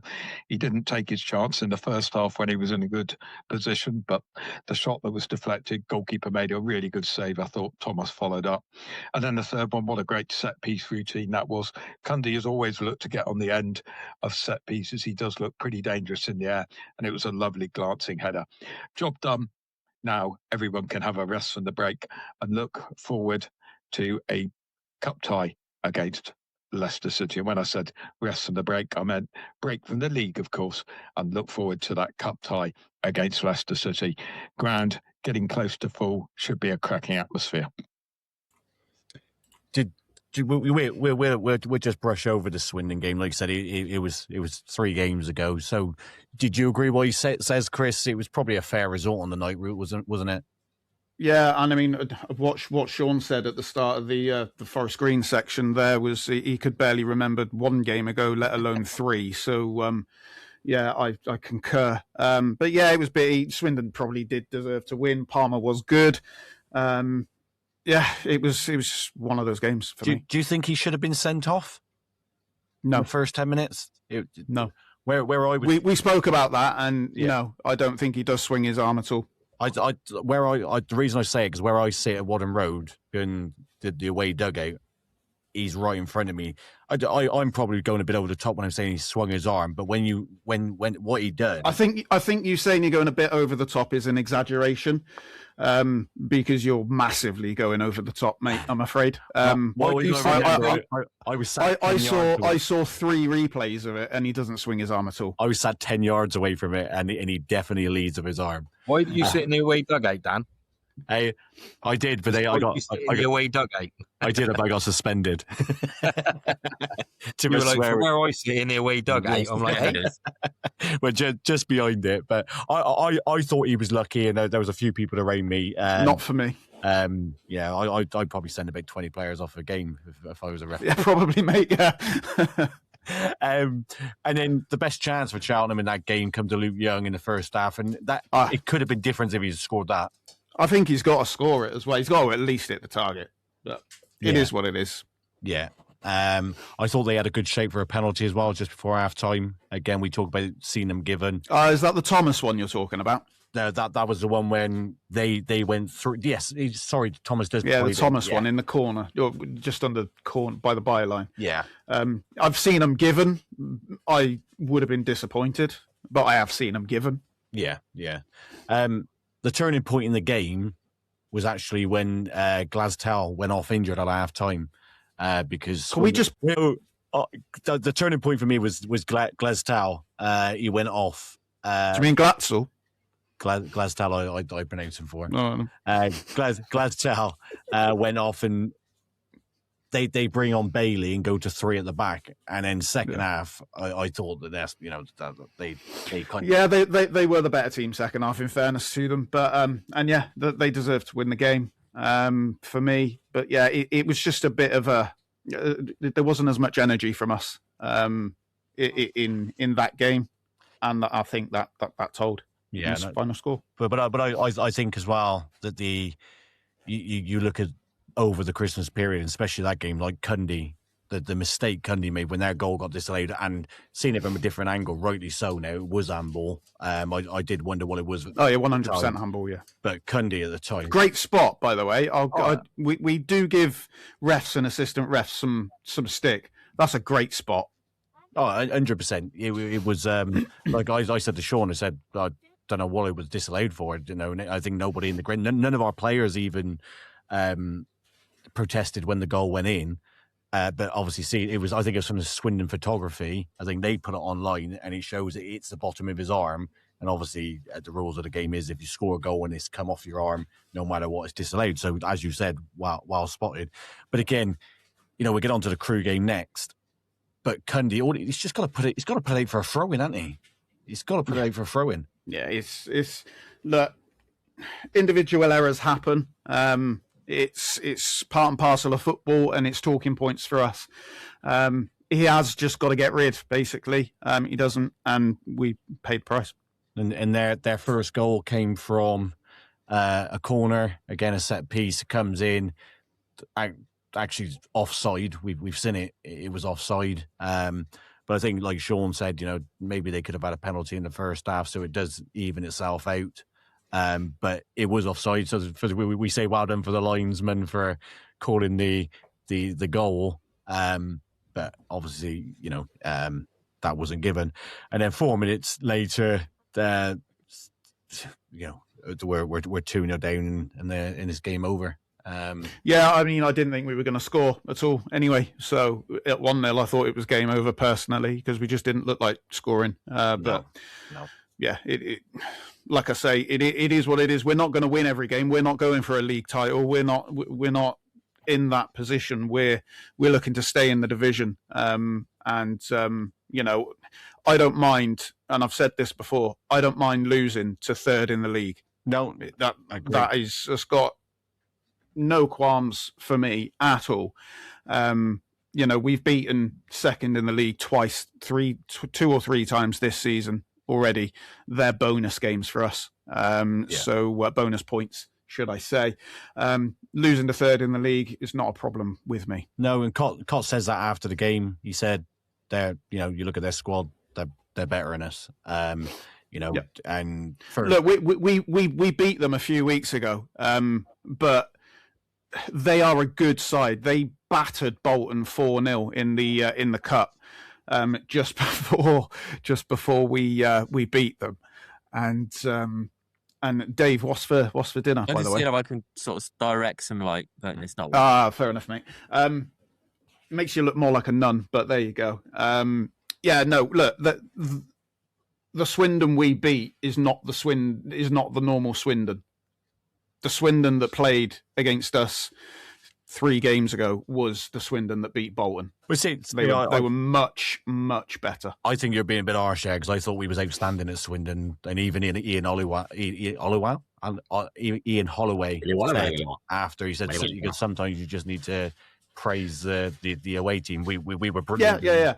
No, I do agree with what you're saying there, because we did play really, really well when we beat them, and we didn't play as well.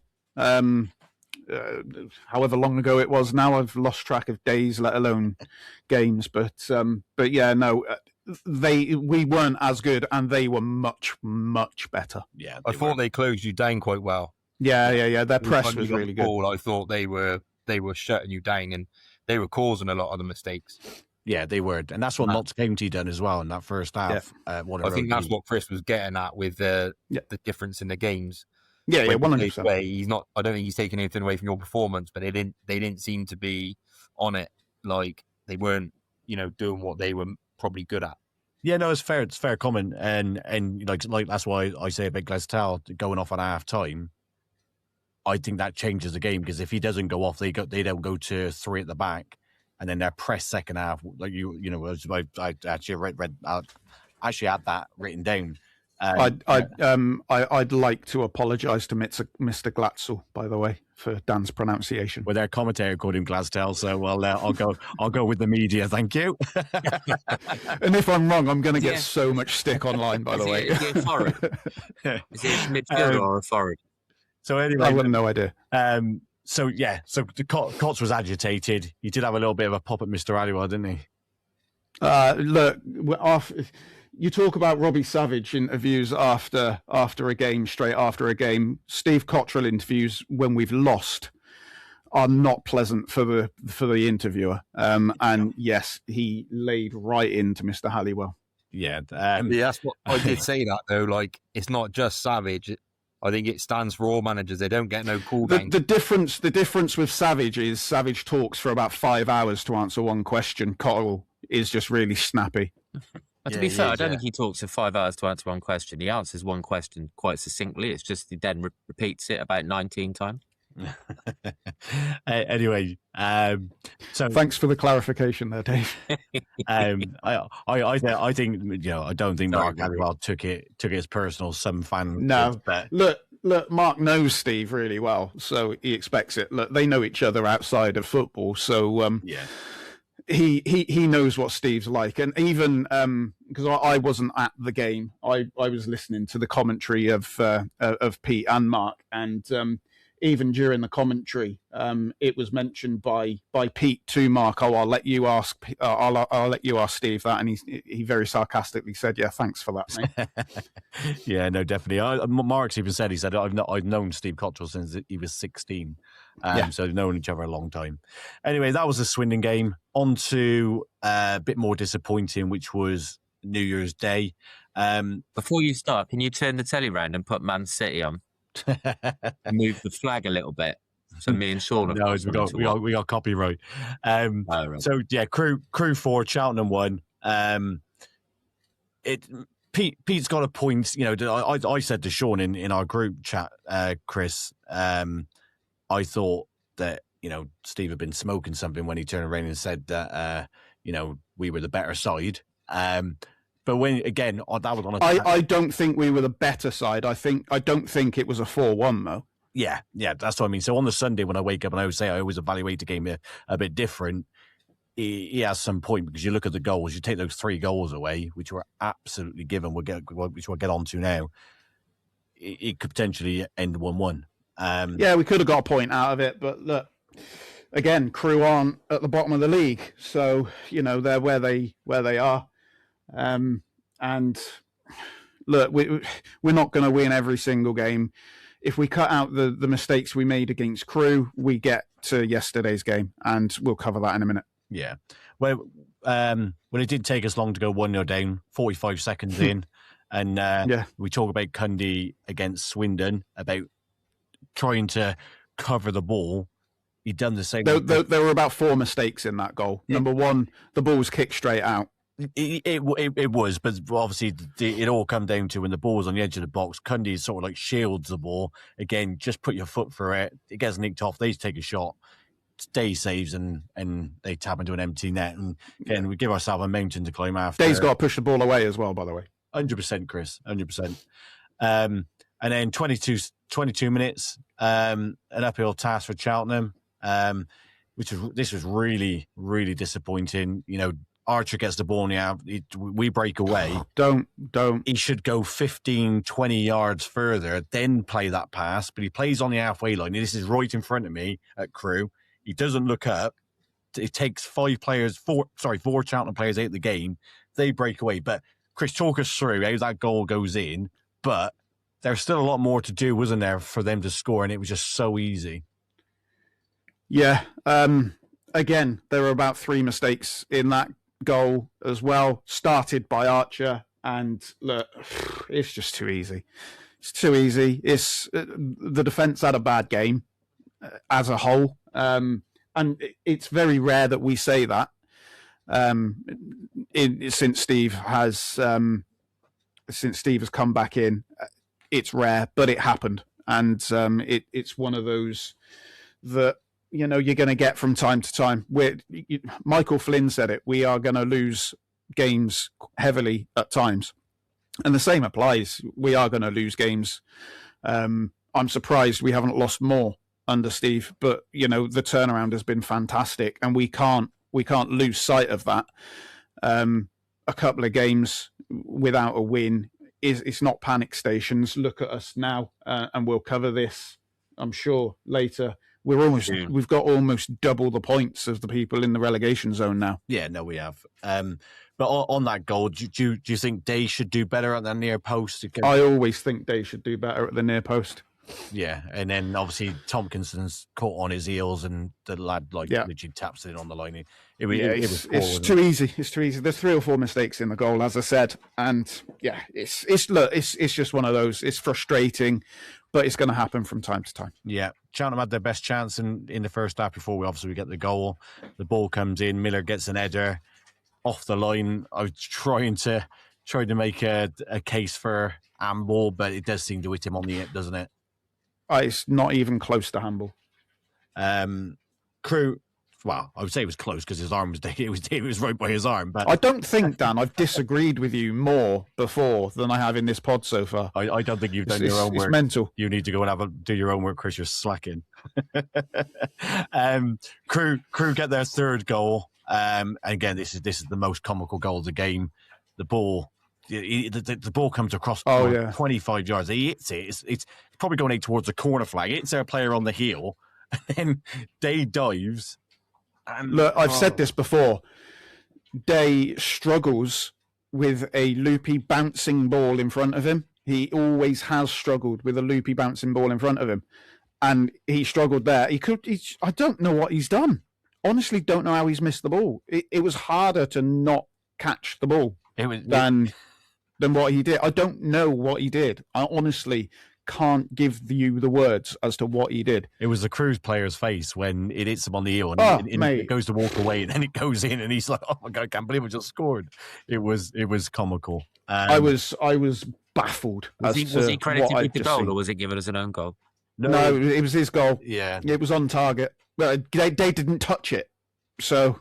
No, yeah, that's what I mean. But you used to said it was going out for a throw-in, so normally it looked like it could have done. Yeah, he hits it from like 25 yards, and it's I've seen it. And that one is going. That shot is going out a long way and it flicks off the guy. Shouldn't it?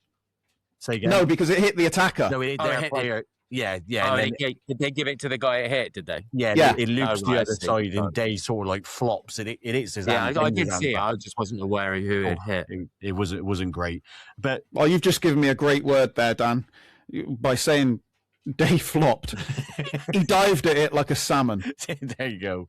But to be fair, under Cots, he has improved, but he's got those mistakes in him, hasn't he, Chris? Yeah, Day's always got a mistake. He's been actually, and this sounds like I'm really berating him. I am for that goal because he's completely at fault. But he has pulled out some really good saves. One of which today, but which we'll cover. Some really important saves. But he makes mistakes. His kicking's dreadful, for example, and he does make those mistakes, particularly with those, like I say, loopy bouncing ones in front of him. Yeah, no, I don't disagree with that. Cheltenham got a goal back just before half time.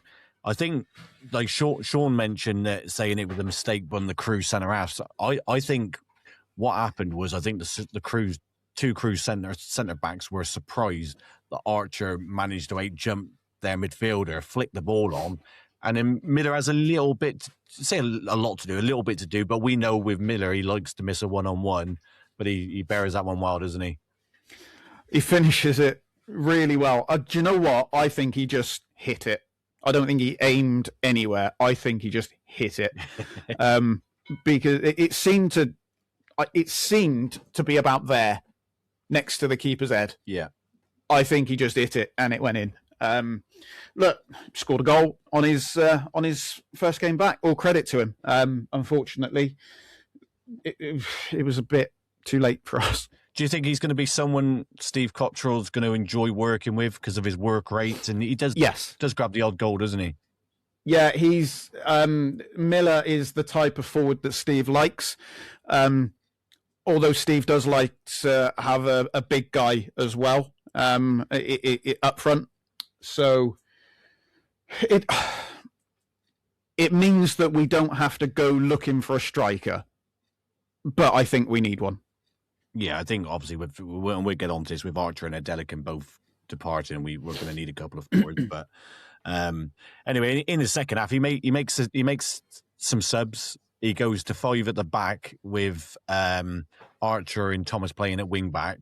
It made a difference in the second half because Cheltenham dominated possession, didn't they? And we had a couple, 2 or 3 really good chances to get back. Second half was better. It was better second half, although I really dislike Thomas at right back because I like him further forward. But, needs must. Wing back, should I say. And Archer, I'm Ethan Archer's biggest fan, as everyone knows. But a wing back he is not. No. I'd prefer to see him further forward, but he can do a job there. And we had a chance. We had one cleared off the line. Bickerstaff hit the bar. Cundy at the top of the bar. If Cheltenham, that Bickerstaff one, I thought he had to score that. By the way, he should have done better. That was right at the end. The game was gone, but the game was gone. But he should score. Had we scored those chances, though, Chris, when we was on top, I think with Crew's form, I think that the fans have started getting back on the back of Lee Ball. I think Cheltenham, they would potentially have gone on to get the equaliser because Crew would have been rocking, but they get the sucker punch fourth goal again. Poor defense. Josh March he's one of their smallest players on the pitch, and he rises the highest, gets an head to it. Cottrell said it was a good header, but I look back at it, and again, I think that Day does a salmon and doesn't move his feet and flops at it rather than doing a sideways step and getting it. I hope that doesn't become a thing, the Day salmon. I hope it doesn't. You know it's going to catch. But all in all, defensively, it was poor, wasn't it, from Cheltenham? Yeah, like I said, it was a bad day at the office for the defensive unit. Although I think that's slightly unfair on Stevenson because he was all right. The others, it was one of those days, a bad day at the office. We go again type thing, and we certainly did go again. Yeah, let's just get on to what Cott said after the game.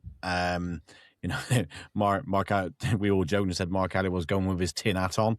But surprisingly, Steve Cottrell was in good spirits. He says Cheltenham were the better side despite the scoreline. And we've talked about that, why he thinks that, you know, they had all the ball. And to be fair, Crew had 4 chances and scored 4 goals, and 3 of them were gifted. So, you know, but don't get me wrong, it is a crazy thing. Yeah, I don't think we were the better team, but it wasn't a 4-1. No, I think that's probably more of a fair way to summarise it. Like I said, I raised my eyebrows, but evaluating the game, I agree what you just said there. He said Cheltenham not holding their breath on a Delican, which obviously we'll talk about shortly. Cheltenham do not need to call Bristol Rovers. Now, I know for a fact that the Cheltenham have got a window which they have to, Bristol Rovers have to contact. Yeah, that was put out there, wasn't it? By someone at the club, I think, in an interview. I think it was Steve himself, actually. Yeah, he's not that there is a specific window that we've got. That Bristol Rovers have got in order to get him back, and Bristol Rovers have just signed a midfielder, so I don't see it happening now. It's the 5th to the 15th. The window is, so if Bristol Rovers want to call them back, they've got that is from tomorrow up until the 15th of January. Again, people I've been talking to have said that it's looking likely that Hutchinson will probably stay. And I think you just confirmed there, Chris, that they've signed 2 midfielders. Then that Haviland, is it? De Haviland, yeah. Haviland from Peterborough on loan, and he plays in Hutchinson's position. He's a box-to-box midfielder. So there's obviously things going on behind the scenes, which, well, like Cottrell said though in his post-match, we don't need to. Like I said to you, Dan, you never know with Steve Evans. No, exactly. But again, also knowing that Bristol Rovers need to get players off their books because they have got we think we've got a big squad. They've got a huge squad. And Evans wants to bring his own players in, so that goes in our favour. But yeah, don't trust anything till that window's passed. But it's like Steve Cottrell says, Cheltenham have got Hutchinson on loan till the end of the season. We don't need to contact them because we don't want to send him back. But they've got the break clause, which is the 5th to the 15th of January. So if he's not gone back after the 15th of January, we know that he's here to stay this season. And in my opinion, that's the most important one. Yes, I agree. So it said Cheltenham window will be steady, not all at once. Don't expect signings all at once, or expect them all at the end of the window. I think there's been a lot with the recruitment now. We got the head of recruitment, Cheltenham, Keith Burt. You got Chief Scouting, Russ Milton. I think they've been out doing their due diligence on players, looking at players that they want, and I think we know they've made offers for players. What Steve Cottrell says, we're at a table now, is that if these players decide to go elsewhere, is probably going to lose out to clubs higher up, and that's the food chain. Doesn't matter what money people are going for. We might have a bit more money now. We're still in a food chain, and we've still got to fish from a certain pool of players. So exactly that. Yeah, there's a lot of fishing euphemisms going around today. Yeah. Tommy Taylor will go back on loan. He did actually say he wishes he, and this probably goes a bit like with Forest Green and Dowsh, Sean. He says about Tommy Taylor, he says he wishes that Tommy Taylor was a Cheltenham player because he Yeah. loves. He wants to work with him, Yeah. but he can't give him the game time that he needs. Yeah, which I get that, because there's a player there, but he's not ready for 90 minutes. No. But obviously he said that he needs to have a chat. Well, I will say, and we are going to move on to today's game. I thought he was good today. He did all right when he came on. Yeah. And the last thing he said, he and I know you won't agree with this, Chris. He said he will miss Archer. He said he's an infectious lad. He was as good around the thing. He said if he ever needs anybody, he needs advice off. He said my phone's always on. He said probably not in January because it's going to be red hot. He said so anytime after January. He said if he needs any advice or needs to talk to anybody, he said to give him a call. Look, I've given Ethan Archer a lot of stick, and now he's gone. But what I will say is what he did in his first season was pretty good. What he's done this season hasn't been anywhere near that level. No, but I wish him all the best, and thank him for what he has done for us, because he has done a lot of good for this club. No, he has. And I put on a Luton's page. I think I summed it up. A lot of people have agreed with it. Is that you've got yourself a good player, but the big thing with Ethan Archer is getting consistency out of him. Because consistency, and you are 100% bang on, mate. Yeah, if he's good, he's good, and he's bad, he's bad. But it's only his second season in the Football League, so good luck to him. Anyway, on to today's game. A bit more positive to talk about. Cheltenham 3, Crawley 0. Look, it's not a surprise to me that Cheltenham Town are the first county team to get a clean sheet this year. Yeah, I'm thoroughly delighted with that. I was going to be disappointed if you was going to bring that out, Chris. That's your trademark now, by the sense of it.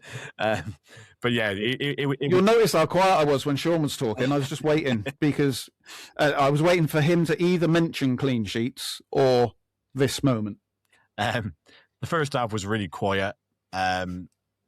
We had a goal disallowed, which I didn't take much notice of. I seen the flag go up, but you put a video in there. I was so confused as to why that goal was disallowed. The only thing I can think of is that Bickerstaff was offside when the initial cross came in. But there was the thing that confused me the most was that there was no one complained. There was nothing. It was almost, but there was no obvious offside for me. It looks like it went to the video you put in the chat. It looks like when the ball's played, it looks like he starts off in an offside position, but just as the ball played, he steps back in. Yeah. But you know the linesman put it up straight away because as soon as that just it was just strange to me, the reaction, because there wasn't a reaction to it being offside, and I thought, why the heck has that goal been disallowed? Because it came off the defender, so Hutch couldn't have been offside. Well, I didn't moan because I just seen the flag go out straight away, and I thought, it must have been offside. It was only when you said it got me questioned. You not moaning, mate? Yeah, no, are you sure? I was quite quiet today, to be fair. Yeah. It must have been the blues of having no one got to go back to work tomorrow. Well, yeah. About that. Yeah, and the only really talking point, like I said, was that in the first half. So second half, looked like Steve started the game with 5-3-2, which is what he went with in the second half at Crew. He went 5-3-2. And I see you screwing your face up, but I took a photo of the way they stepped up. He played. No, we were 5-3-2 first half. I was just trying to remember what happened. Yeah, because we went back to a 4, didn't we, in the second half? I thought you were screwing your face up because someone else in the chat, one of my other chats said no 5-3-2, and I took a picture. I went, well, they'd lined it up like it. But anyway, he finished the second half. He went in the second half 5-3-2 at Crew. Yeah, started with that today. Went at halftime, went to a back 4. Obviously the game changed when Adela can come on, but we seemed a bit more comfortable and we seemed to be finding more space once we did change to 4. Yeah, as soon as we changed, Jordan Thomas looked far happier. And he created the first chance that Bickerstaff again has to score. It was that one that I can't remember who played it to Thomas, but it was a lovely little move. It might have been Tompkinson, and he just cuts it back. The keeper's nowhere, and what I will say is the block. If that was in the Premier League, that block would be talked about so much because it's such a good block. It saved certain goal. It was basically on the goal line. But yeah, I thought Bickerstaff had to score that.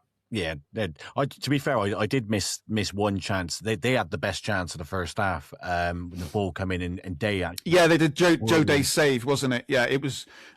Watching it, and I said, "What a save!" Yeah, because it was a really good save with his foot, but nothing else happened in the first half. No, really, it was. I think we talked about it in a few groups, and we just said it was that typical. You could tell that the players have played 4 games in 4 games in 10 days. No, yeah, 100% agree. It looked like it. At 12 o'clock on a Sunday.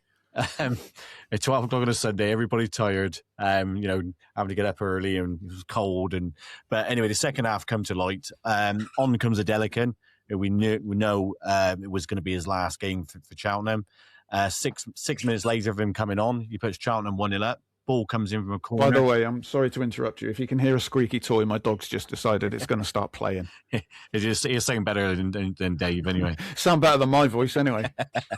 So 6 minutes later, he puts Cheltenham 1-0 up. The ball comes in from a corner. He hits it first time. It comes back to him, and a bit like Gilly Biabu's goal against Truro on the edge of the box. It's it the second time. Wouldn't know. I don't watch Forest Green games. I have to watch all of it. So that's 1-0, Chris. Yeah, no, look, it's and Bickerstaff got the assist for that, which I think is hilarious. But there we go. It's a good finish as well, because he has to get it past a few players. But yeah, no, it was really fitting as a sign off for him, because as we now know, that will be his last game for us. Yeah. Did Bickerstaff get the assist for it? He got the assist for it, mate, because he blocked it on the line from the initial shot. Was it? Oh, he actually hit Bickerstaff did it. Right. Yeah. Okay. I thought it was a defender at it. The gate's open then. I said to these guys just before the games, before we come on, I thought that Cheltenham had another gear to go into. I didn't think Crawley did. Crawley seemed to set up and Crawley looked poor. Yeah, play the same as they did when we played them down there. And then we get even though they beat us, didn't they? They did. We was horrendous then. The gates opened. Great run down the right by Adelican, puts the ball across, and I'm claiming the assist for this, because if there was a microphone by me, I literally scream at Jordan Thomas and go, "Get in the box!" And he starts legging it. The ball comes across and he just taps home. He was just owed in his run, but I'm gonna claim the assist for it. But yeah, you said Adelican run. It wasn't. It was Robbie Cundy. No, it was definitely. Or am I thinking of a different moment here? This is the second goal. Oh no! Yeah. Sorry, I'm with you now. Adelican played the ball across. They do look remarkably similar, those two. I always get them mixed. Yeah, they do look really, really similar. Yeah, same haircut. And he puts the ball across. And Thomas, to be fair, the finish is actually really good by Thomas, because I thought he was going to smash it in the bottom left-hand corner. He just literally caresses it into the right. Look, it's a harder finish than it looks, because the keeper is still there. He's still got to beat the keeper, and he is quite close to the keeper. So it is still a difficult finish, but it's one you expect to be made by any professional footballer. Happy days. That was the game. Game was over at that point. Yeah. And then obviously the third goal, and Rob Cundy, great header. Some of Steve Cottrell said they've been working on the training ground. Loses his man, fires in his header, second goal of the season. And after a tough game at Crewe, he deserved to get man of the match today, didn't he? He was brilliant. 100%. He was excellent in both boxes, by the way. They had a warning sign not long before the goal, where he actually headed it too well, and it went out near post. Yeah. And the second was excellent. It was an excellent pass, excellent run, and an excellent header. It was an all-round excellent set-piece goal. Excellent. Yeah, no, I agree. So you liked it then? Oh yeah, brilliant. Well, yeah, It was one of those ones you would want to be a winner in the 90th minute. Those kind of headers. But it was a great header, and I'm pleased for him, because he spent a lot of time out, and it's funny that he stayed out, and he got a lot of stick for it as well. Yeah, let's be honest. He got a lot of stick because, and I don't think our previous manager helped him out by saying it was mental. Yeah. And he got a lot of stick because of it. But since he's come back in, and this is where I'll give Dave some credit, because Scout Dave, said Robbie Cundy is a top player. And he has, since he's been back, he has made a few errors, and we've covered, a couple in this pod already. That's the only two he's made. But he's been excellent. Yeah. Over the Christmas he has period. been excellent. But he's been really good. And at one point I thought he'd be a player who will move on in the summer. But I think Steve Cottrell will be looking at him now, going, "Well, you can stay fit." Yeah, it's all about keeping him fit. Yeah, there's definitely a really, really good player in there. Keep him fit, and we'll see the best. How old is he?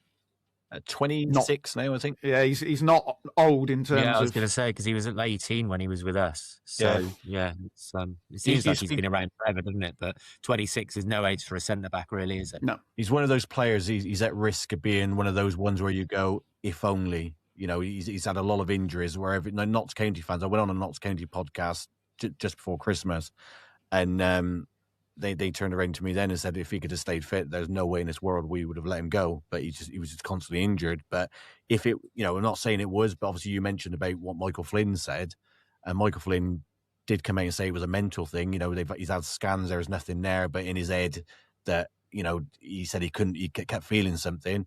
Maybe that under Steve Cottrell now, Cottrell's got him playing, got him believing in himself, and is managing him, that he's actually thinking, it's not in his back of his head, I'm going to get injured. And, I don't want to curse it because we know he's got the record, but, long may it continue. Cottrell's thoughts, he said obviously really happy with the second half.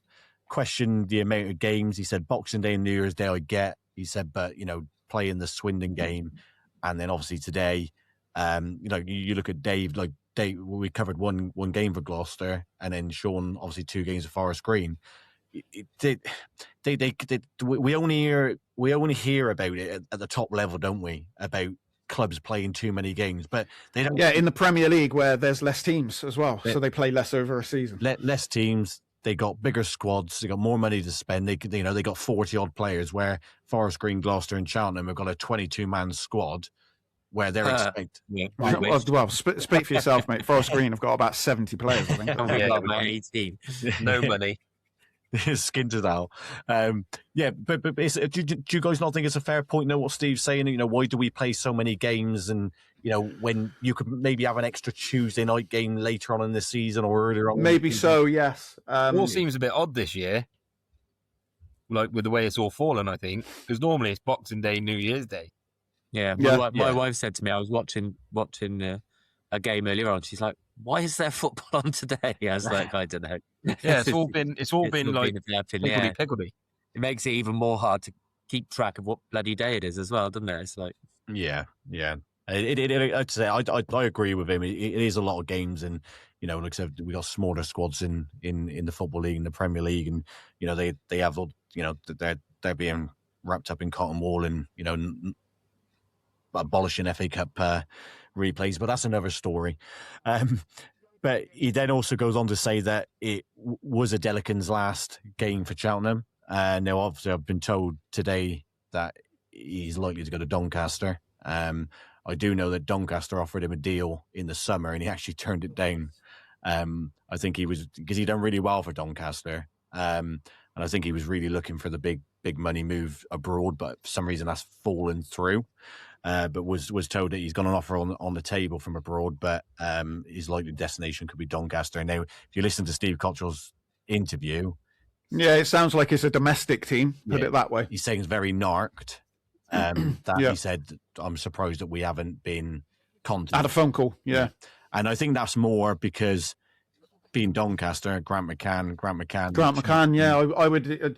If that is the case, I'd expect a bit more from Grant McCann given his relationship. But it is what it is. I'd suppose he doesn't have to if he's a free agent. That's they're second bottom. Yeah, but in the league above, one, isn't it? And league above, but they'll pay him more money. Yeah, they will, considering like worse goal difference than most teams as well. Yeah, they had a great start. Doncaster, really good start, and then obviously they fell off the cliff.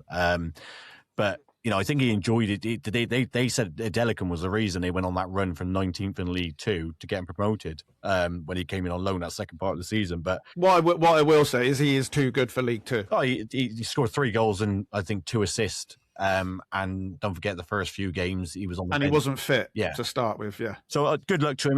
He's done what Steve Cottrell said. I said to you guys before we come on, I went back and listened to Steve Cottrell's interview when he came in, and Steve Cottrell basically did say that come in. We're basically going to use it as like an old loan system. We're going to on loan, old school 2-month loan, and we did need it because we were lacking goals, and they scored 3 goals. 2 of them, you take today was the first goal. The game against Shrewsbury was the first goal.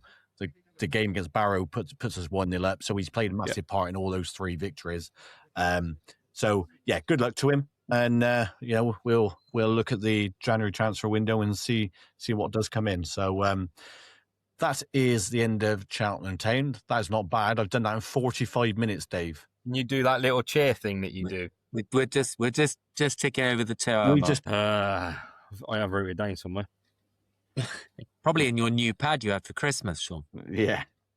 Got a new pad, Chris. Oh, look at that lovely new pad. I didn't have it for Christmas. I brought it yesterday on Amazon. Other shopping sites are available. Shame it's not I couldn't be like bothered on lime the green next day leopard delivery. print, really.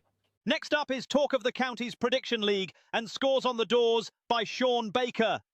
So this week wasn't too much to shout about, really. Me, Dan. Wasn't there? Are you sure about that, Sean? Me, Dan, and Dave. All got 2 points. Chris, you got a clean sheet. 3 points.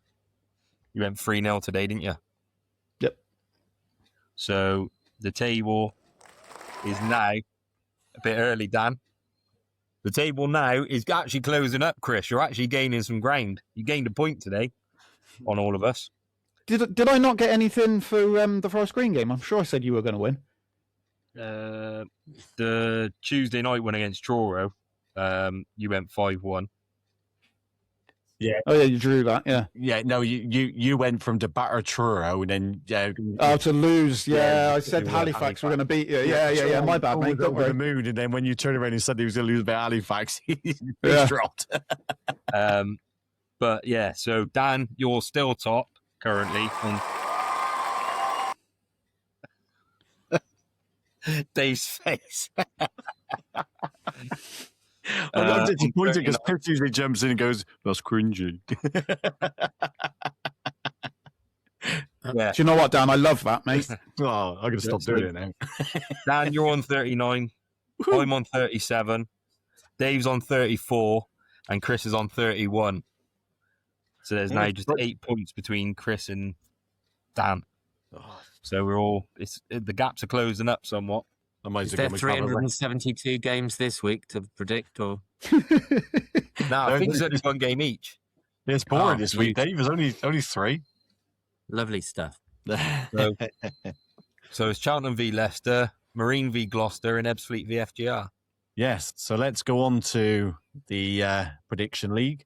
So starting with Cheltenham. Cheltenham are at home to Leicester, which I may add, for anybody out there who wants to go, there's only 400 tickets left. So if you want to go. Don't turn up next Saturday and expect to get them on the gate. And then I won't. I went to Crewe Alexander. I did. So why can't I get in? We've had a few of them on chats before. That's for sure. So now it'd be good. Accent. That's just mine. If you can't put it that up, was that just was. yours. Yeah. He was talking normally, Dave. Yeah, that's normal, Dan. So Cheltenham, funny enough, have played Leicester head-to-head 4 times, won none, lost 4, and drawn none. The last time it was a 2-1 pre-season friendly defeat, and that was Harry Maguire's last game before he joined Man United. The last 2 competitive games were in 2008 when we lost 4-0 at Wadham Road and 4-0 at Leicester. So, Chris, your thoughts and predictions? I think we're 1 game away from getting absolutely battered. Thanks for the spirit. No, we're going to lose. Can I give you a score? No. It could be anything. Predictor league, Chris. It could be absolutely anything. I'm going to go with an optimistic 3-0 defeat. Dave? Oh, follow the trend, 4-0. Sean? I went 3-1. Yeah, see, I was going to go 3-0, Leicester. But obviously, Chris said it.